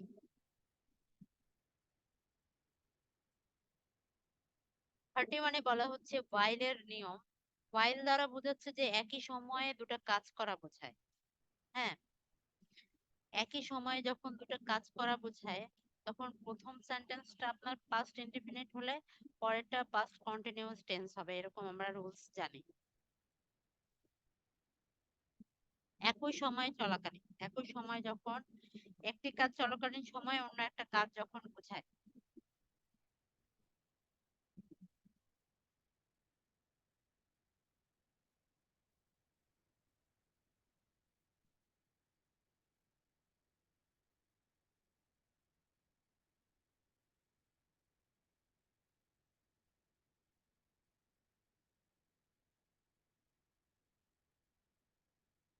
বুঝালে while-এর আমাদের একটা রুলস আসে। হুম, while-এর রুলস আসে যে একটি কাজ চলাকালীন সময় অন্য আরেকটি কাজ বোঝায়। তো এই while-এর আগে আর পরে, while-এ আগে যদি পাস্ট ইনডিফিনিট টেন্স হয়, পরেরটা হবে past continuous tense.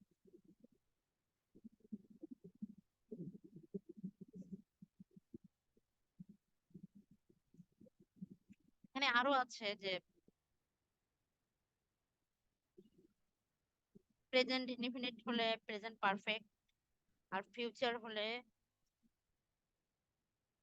Present tense বোঝায়। এগুলো কম আসে আপনার while এর ক্ষেত্রে। সবচেয়ে বেশি সচরাচর আপনারা দেখবেন যেটা সবচেয়ে বেশি আসে সেটা হচ্ছে, আমি এখানে উদাহরণ দিচ্ছি আপনাদের। আপনারা শুধু একটা জিনিস মনে রাখবেন while এর নিয়মের ক্ষেত্রে, while এর ক্ষেত্রে একটা জিনিসই শুধু মনে রাখবেন, সেটা হচ্ছে while দ্বারা যখন দুটো সেন্টেন্স যুক্ত থাকবে, দুটো সেন্টেন্সের ক্ষেত্রে আপনাদের টেন্স ক্লিয়ার করতে হবে, বুঝতে হবে। টেন্স মানে হচ্ছে প্রথমটা হবে পাস্ট ইনডিফিনিট, তার মানে হচ্ছে সাবজেক্ট প্লাস ভার্ব ভার্বের টু। ভার্ব টু না, ভার্ব টু মানে ফর্ম, ভার্বের পাস্ট ফর্ম, তাই না? ভার্ব টু মানে কি হচ্ছে পাস্ট ফর্ম। ভার্বের পাস্ট ফর্ম, আর while এর পরে কি হবে? পাস্ট ভার্বের continuous. Present form, continuous, past past continuous. Continuous. হ্যাঁ, পাস্ট কন্টিনিউয়াস মানে subject plus verb plus ING. Past continuous বলতে কি ওয়াজ ভার্ব, তাহলে লিখে দেই তাহলে ভালো করে বুঝতে পারবে।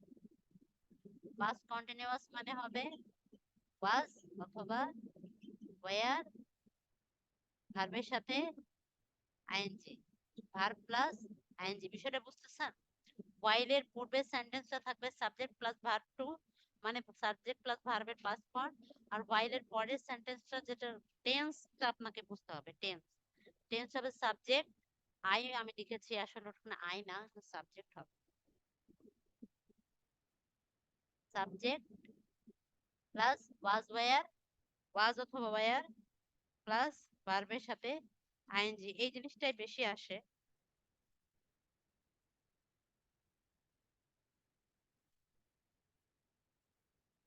আমরা একটা কাজ করতে করতে আরেকটা কাজ করি না, একই সময়ে মনে করেন টিভি দেখতে দেখতে আমরা খাচ্ছি, অথবা খাইতে খাইতে টিভি দেখি, এরকম হয়।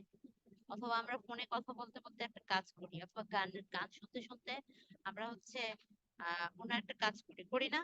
আপনারা কি কাজটা করেন? কে করেন বলেন তো একটু শুনি। আমাদের মধ্যে থেকে কে এক্সপার্ট আছেন যারা একসাথে দুটো কাজ করেন? ম্যাম আমি। কি করেন আপনি বলেন? ম্যাম রান্নার মাঝখানে দেখা যায় রান্না বসাতে আবার কোটা বাছাও করি বা ফ্যামিলির দেখাশোনাও করি। Very good. আর কে কি করেন একসাথে বলেন দেখি?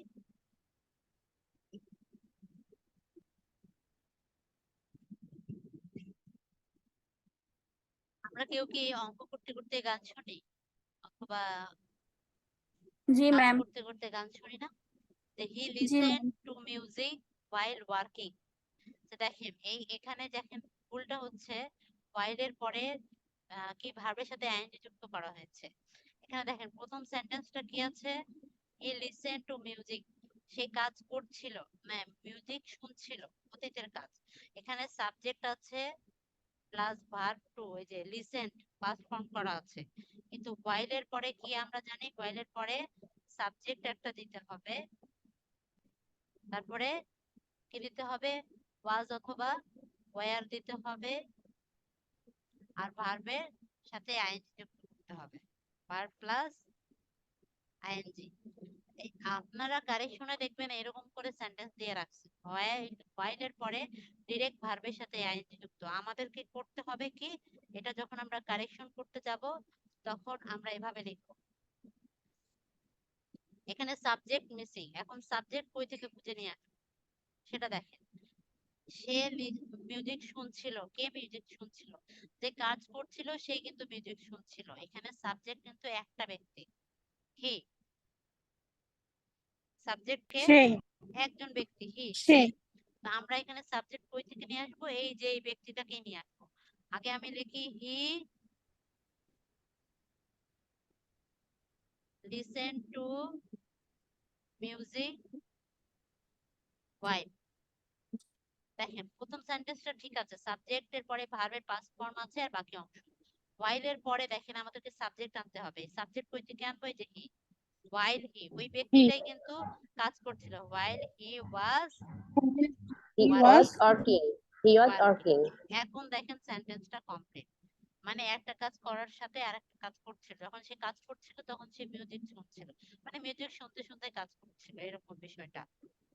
আমাদেরকে কারেকশনে এই কাজটা করতে হবে। while এর পরে দেখবেন ভার্বের সাথে আইএনজি যুক্ত করে দেওয়া আছে। দুধ জালটা খেয়েছিলেন? এখন দেখেন অনেকে এমন করে না যে টিভি দেখতে দেখতে ঘুমিয়ে পড়ে আর টিভি বন্ধ করা ভুলে যায়? এই কাজটা করেন আপনারা কখনো? জি না, করেননি এটা করি আপনারা? না। কে করেছে এই কাজটা বলেন তো দেখি? ঘুম আসে না, টিভিতে ক্লিক করলে দেখতেই থাকি, ঘুম আসে শাহজাহান না তো। করে নাকি এই কাজটা? মৌসুমী আক্তার মনে হয় এই কাজটা করেছে কোনো আমার একদিন। আমার সবসময় করে। মৌসুমী আক্তার করে নাকি? আচ্ছা, টিভি মৌসুমী, দেখে না তো। ফোন ইউজ করতে করতে অনেকে ঘুমায় যায়। হ্যাঁ তো মৌসুমী আক্তার কাজ করেছে, এই একটা অপরাধ করেছে মৌসুমী আক্তার। মৌসুমী fail asleep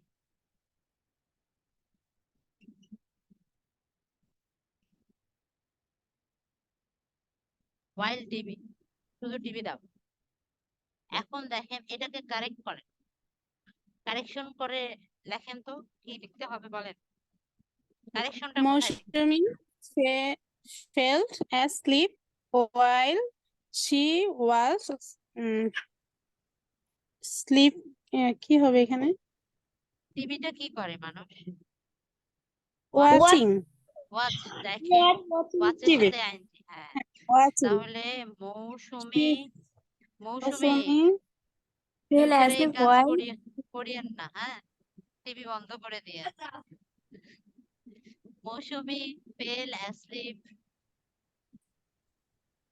while, fell asleep while এখন she সাবজেক্টটা কি? was Mousumi was watching watching TV.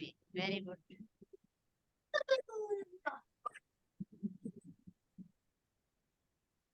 ধরেন আপনি রাস্তা দিয়ে যাচ্ছেন, রাস্তা দিয়ে যাওয়ার সময় অনেক কিছু দেখি না আমরা? তো রাস্তায় যাওয়ার সময় হাঁটতে হাঁটতে আমরা কিছু একটা দেখি।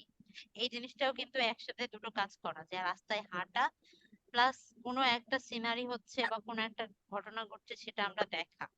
তো এই যে ধরেন যে হুম আহ পোস্টার দেখতে দেখতে হাঁটি, রাস্তায় বিভিন্ন সাইনবোর্ড থাকে না হ্যাঁ হ্যাঁ বড় বড়, হ্যাঁ এগুলো এরকম। দেখতে হাঁটি। যেমন হাবিবা কি করছিল, একদিন রাস্তায় যখন যাচ্ছিল, Habiba saw a dead cow, একটা মরা গরু দেখছিল। হ্যাঁ, এখন দেখেন জিনিসটা দেখেন, Habiba saw a dead cow while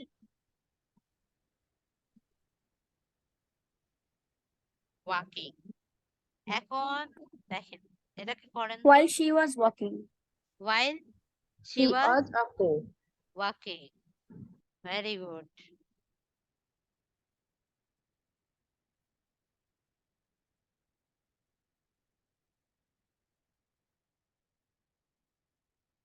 মরা গরু, তাই না? একটা গরু মারা গিয়েছে রাস্তায়। She was walking।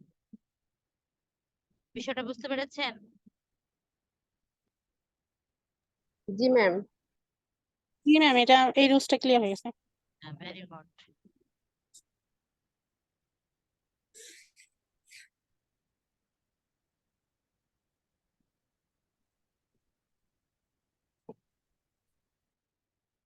আচ্ছা, আমরা যখন ইন্টারোগেটিভ করি, তাই না, ইন্টারোগেটিভ দুই ধরনের হয়, একটা অক্সিলারি দিয়ে, তো এই যে ইন্টারোগেটিভ করা, একটা একটা ডাব্লিউএস দিয়ে। WH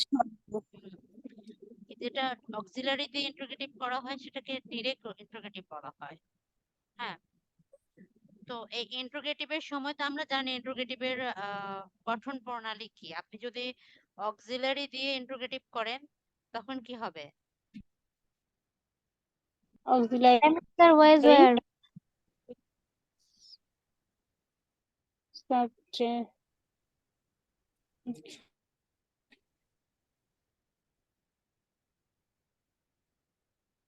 auxiliary plus subject. দাঁড়ান, আপনারা কি দিবেন? অক্সিলারি দিবেন, তারপরে সাবজেক্ট দিবেন, তারপরে মেইন ভার্ব যদি থাকে।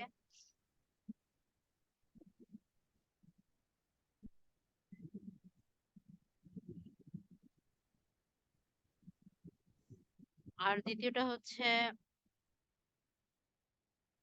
ডাব্লিউএস দ্বারা। WH ডাব্লিউএস দ্বারা হলেও আপনাদেরকে কি অক্সিলারি দিতে হবে প্লাস সাবজেক্ট, subject তাই না? আর শেষে কি দিতে হবে? main প্রশ্নবোধক verb চিহ্ন। প্রশ্নবোধক, হ্যাঁ, মেইন ভার্ব দিবেন যদি থাকে। মানে এখানে কারেকশনের ক্ষেত্রে জাস্ট এই ইন্টারোগেটিভ সেন্টেন্সটা কারেক্ট করার কিছু না। যেমন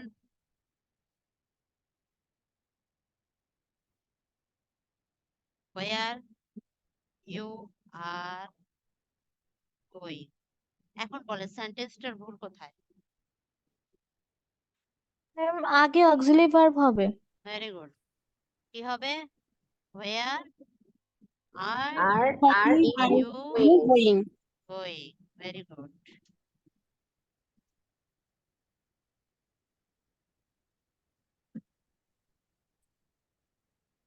যেমন আমি বলি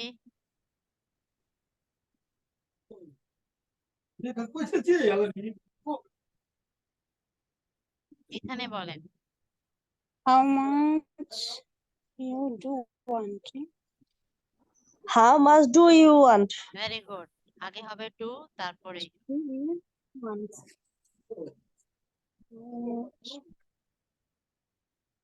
এটা ইজি একটা জিনিস। আপনাদের এটাতে কোনো প্রশ্ন আছে, কনফিউশন আছে?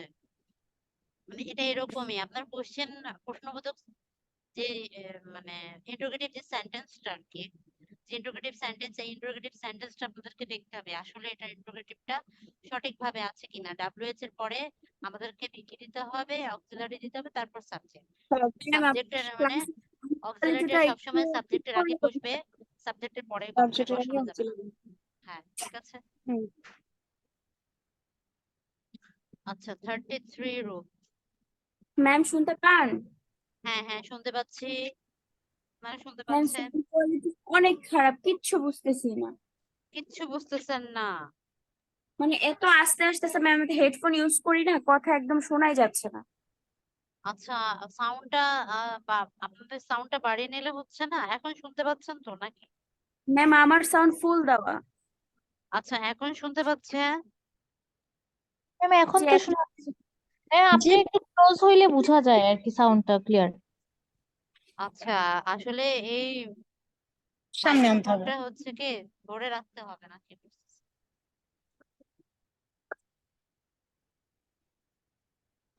বুঝতে পারতেছি। ঠিক আছে, এখন শুনতে পাচ্ছেন নাকি চিৎকার দিয়ে বলতে হবে? ম্যাম এখন ক্লিয়ার, এখন ক্লিয়ার। আচ্ছা, ঠিক আছে। কিছু কিছু বাক্য আছে যেটা প্রশ্নবোধকের মতো শোনালেও আসলে কিন্তু এটা প্রশ্নবোধক না। হ্যাঁ,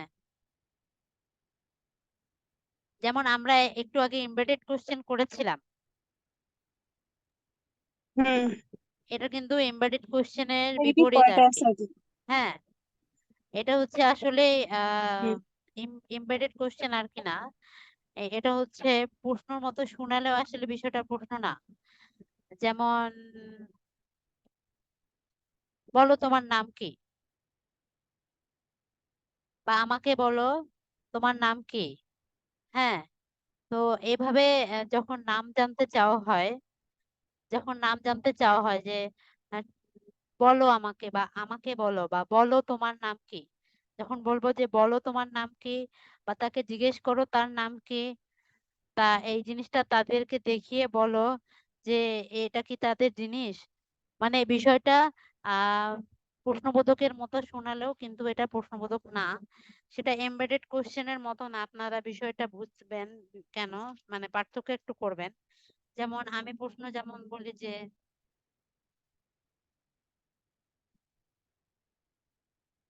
টেল মি, মানে আমাকে বল।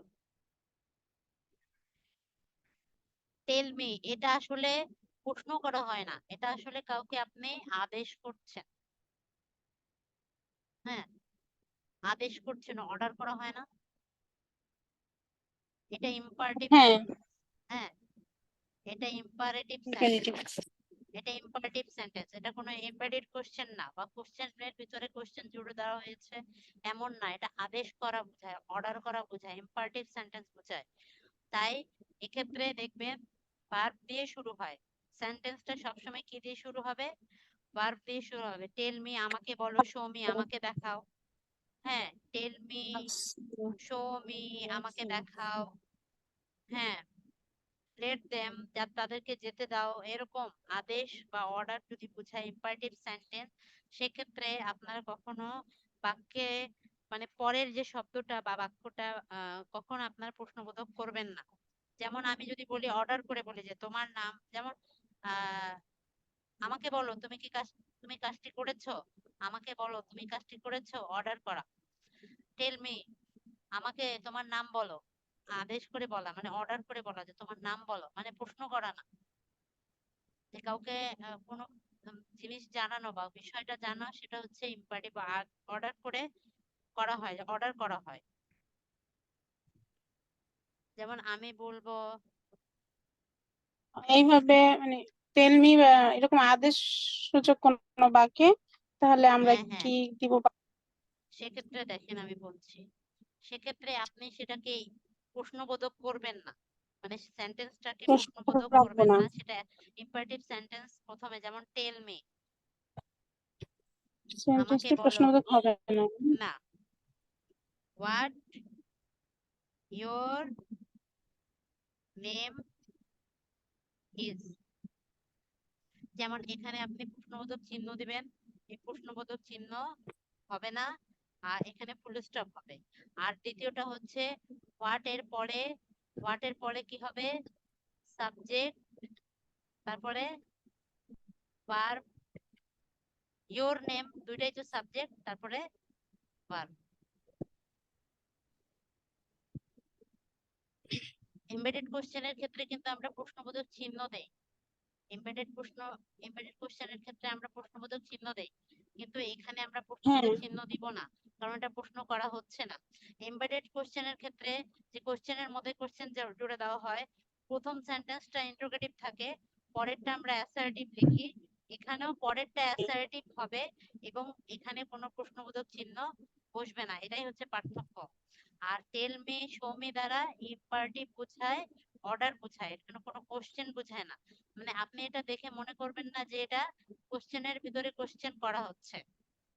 আপনি এটা যখনই দেখবেন যে এটা টেল মি, শো মি মানে অর্ডার করা হচ্ছে, তার মানে এটা ইম্পারেটিভ সেন্টেন্স বোঝাচ্ছে। তার পরের সেন্টেন্সটা আমরা কি লিখবো, পরের সেন্টেন্সটা আমরা অ্যাসার্টিভ ফর্মেই লিখবো, পুরোটা অ্যাসার্টিভ সেন্টেন্স লিখবো, যদিও ডাব্লিউএস দেওয়া থাকবে এমবেডেড কোশ্চেনের মতোই। কিন্তু এমবেডেড কোশ্চেনের ক্ষেত্রে আপনারা দেখেন, আমি দেখাচ্ছি আগে গিয়ে দেখেন, ডু ইউ নো এটা হচ্ছে একটা কোশ্চেন, ইন্টারোগেটিভ, তাই না? এটা হচ্ছে ইন্টারোগেটিভ সেন্টেন্স। আপনি দেখেন, যখন আপনি দেখবেন প্রথমটা ইন্টারোগেটিভ সেন্টেন্স, তখন আপনি মানে মাইন্ডসেট করে নেবেন যে এটা হচ্ছে এমবেডেড কোশ্চেন, মানে কোশ্চেনের ভিতরে কোশ্চেন।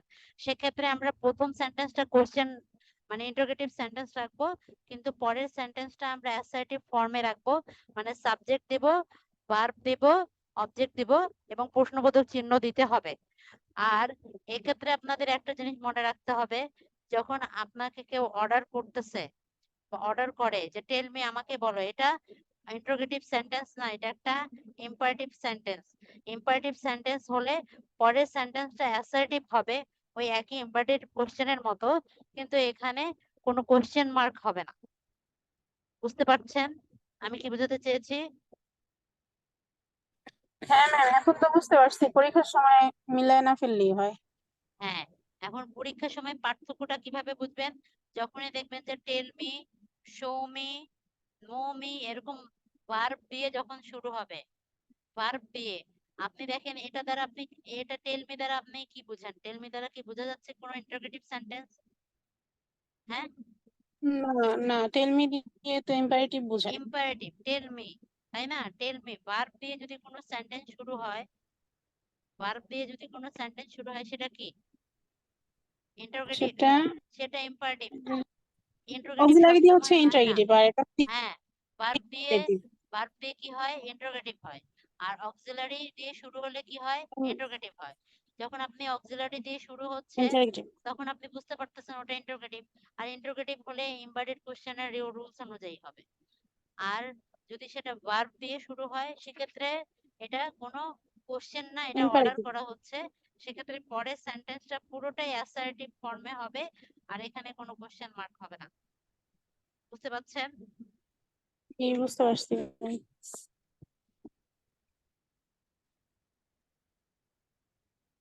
ম্যাম, ক্লাস কয়টা পর্যন্ত করাবেন? আপনাদের ক্লাস তো প্রায় 9:30 বেজে গেছে, 33। আমি কি আরো রুলস দেব আপনাদের? না ম্যাম, আজকে আর থাকছি, আর লাগবে না। ম্যাম আর দিয়েন না। আচ্ছা, কিন্তু অনেকে তো বলেন যে হচ্ছে আমাদের শেষ হচ্ছে না। ম্যাডাম, এখন আরো বেশি পড়ালে আমরা মনোযোগ দিতে পারবো না, অনেকক্ষণ মনোযোগ দিয়ে এগুলো করছি না, এখন আর মানে ভালো লাগতেছে না।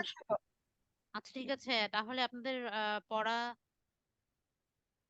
থাকতেছে 28 থেকে শুরু না? 28, 29, 30, 31, 32, 33 পড়া নেন আপনারা, নেক্সট উইকের পড়া। আর আপনারা হচ্ছে প্যারাগ্রাফটি পড়েছিলেন? জি ম্যাম। এলিভেটেড এক্সপ্রেসওয়ে কারা কারা পড়েছেন?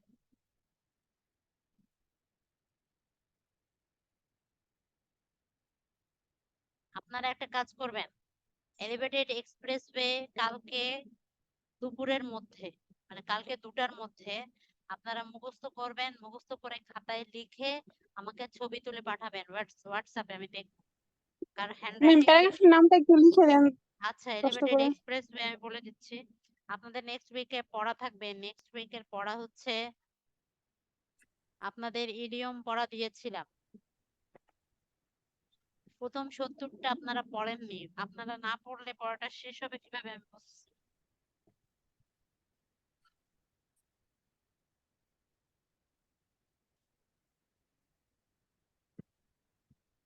ম্যাম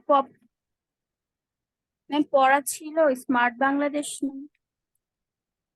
স্মার্ট বাংলাদেশ পড়া ছিল, জি ঠিক আছে। জি ম্যাম, ম্যাম স্মার্ট বাংলাদেশ ছিল। আচ্ছা ঠিক এক্সপ্রেসওয়েটা আছে, দিয়েছিলেন, আমরা পড়ি নাই তাই বলছিলেন ওটার সাথে স্মার্ট বাংলাদেশও পড়তে। আচ্ছা ঠিক আছে, আপনারা 2টার পড়বেন কালকে দুপুর 2টার আগে। আপনারা সবাই ইংলিশের পড়া থাকবে, বলে দিবেন যে স্মার্ট বাংলাদেশ, স্মার্ট বাংলাদেশটাই কালকে পড়বেন, পড়ার পরে লিখবেন 10 মার্কের জন্য।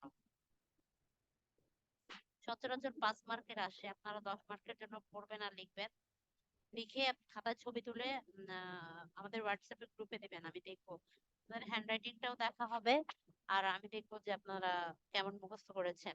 ইডিয়ম আমাদের 70টা ছিল, প্রথম 70টা ছিল। এখন কি করব আপনারা বলেন তো একটু পড়ার বিষয়ে। আপনারা কি রেগুলার পড়বেন, কন্টিনিউ পড়াশোনা করতে চান? 100টা দিয়ে দেন ম্যাম, এক হুম 1 থেকে আর কি 100 পর্যন্ত দিয়ে দেন। কাছে বই ছিল না, আমরা পড়তে পারি নাই। আর গ্রুপের মধ্যে বইয়ের পিক দেওয়ার কথা ছিল, পিকটাও দেওয়া হয় নাই। ঠিক আছে, আমি আজকে আপনাদেরকে পিক দিয়ে দিব। যারা নতুন ভর্তি হবেন আর যারা পুরাতন আছেন তারা পুরোটাই 100টা পড়া ইডিয়ম ফ্রেজ পড়বেন। প্রিপজিশন থাকবে আপনাদের,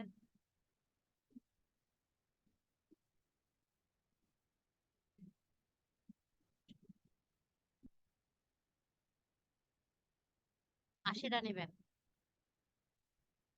ফুটবেল সহ। ম্যাম এটা 100 দিয়ে দেন ম্যাম।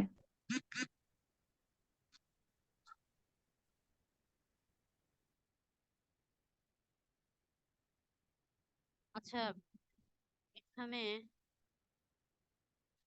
আমাদের পিছনে বিগত সালের যে আসছিল ওইগুলা পড়লে ভালো হতো।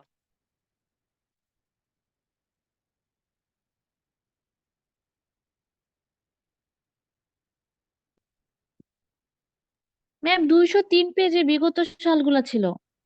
হ্যাঁ হ্যাঁ, এই 203 পেজে বিগত সালগুলো যেটা দেওয়া আছে না, এগুলো পড়েন, এগুলো জি আগে ম্যাম শেষ এটা করেন। করতেছি। এগুলো শেষ করলে আপনাদের পরীক্ষায় কমন পাওয়ার সম্ভাবনা বেশি আছে। ম্যাম বই আপনারা নেই, একটু কাইন্ডলি ছবিগুলো আমি দিয়ে ছবি দিয়েন। তুলে দেব, আমি ছবি তুলে দেব। আমাদের যে এক্সাম প্রিপারেশনে বিগত বছরে যা আসছে 2022 সাল পর্যন্ত, আমার বইয়ে 22 সাল পর্যন্ত দেওয়া আছে। 22 সাল পর্যন্ত এখানে 100টা, হ্যাঁ এখানকার 100টা আমি ছবি ছবি তুলে দেবো। প্রিপজিশন, প্রিপজিশন কোনগুলো বিগত, ব্যাপার কি হয় না কেন? আচ্ছা আপনারা লিখে নিয়ে, এখন সমস্যা হচ্ছে।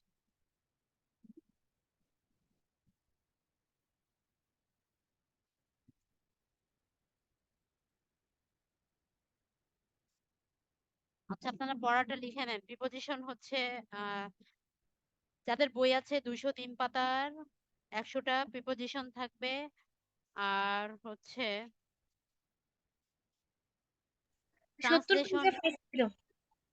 হুম ট্রান্সলেশন আমাদের পড়া নেন, ট্রান্সলেশন আমাদের পড়া নেন 103 পৃষ্ঠা। আমাদের হচ্ছে বিগত গুলো আগে পড়েন, সবগুলোর বিগত পড়েন তাহলে ভালো হবে। হ্যাঁ, আর মাঝে মাঝে যে এখানকার যে বিষয়গুলো রুলস শেখা থাকবে আমি আপনাদেরকে মাঝখানে বলে বলে দিব। এই রুলস শিখে পড়ার চেয়ে আমাদের বিগতটা পড়া বেশি দরকার।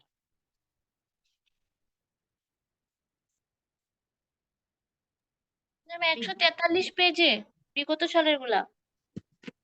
হ্যাঁ 100। ম্যাম ট্রান্সলেশনটা বুঝি নাই, কত পেজ? ট্রান্সলেশন হচ্ছে 143 পেজ, আমার বই 143 পেজ। 143 পেজ বিগত গুলো আগে পড়েন।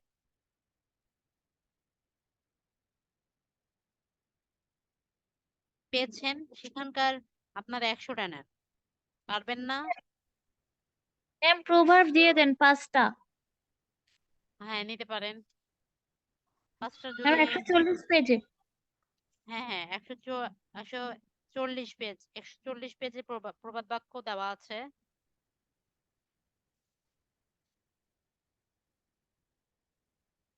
আর 143 পেজ প্রবাদ বাক্য পরে নিবেন, আগে আপনারা হচ্ছে বিগত গুলো শেষ করেন। 100টা বিগত নেবেন।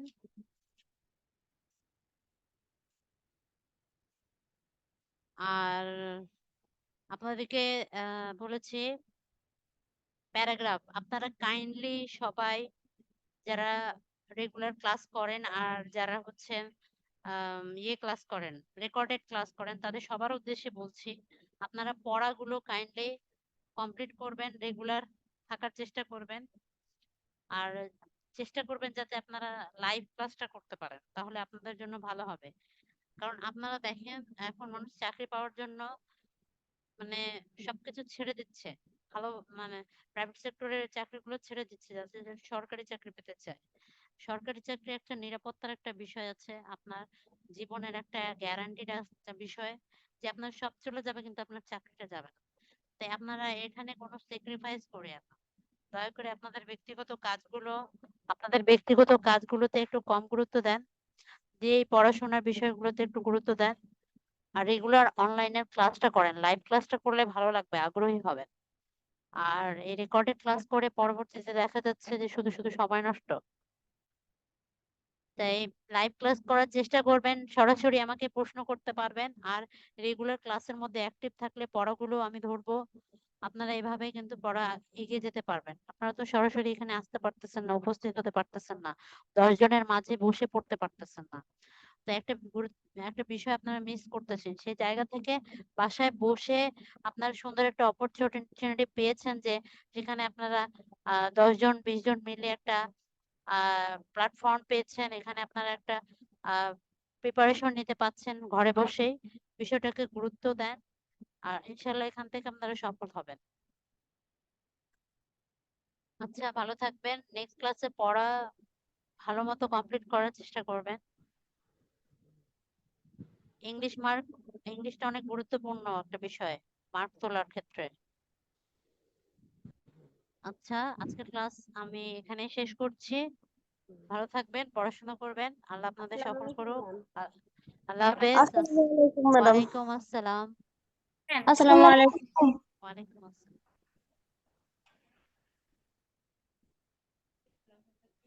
পঞ্চাশ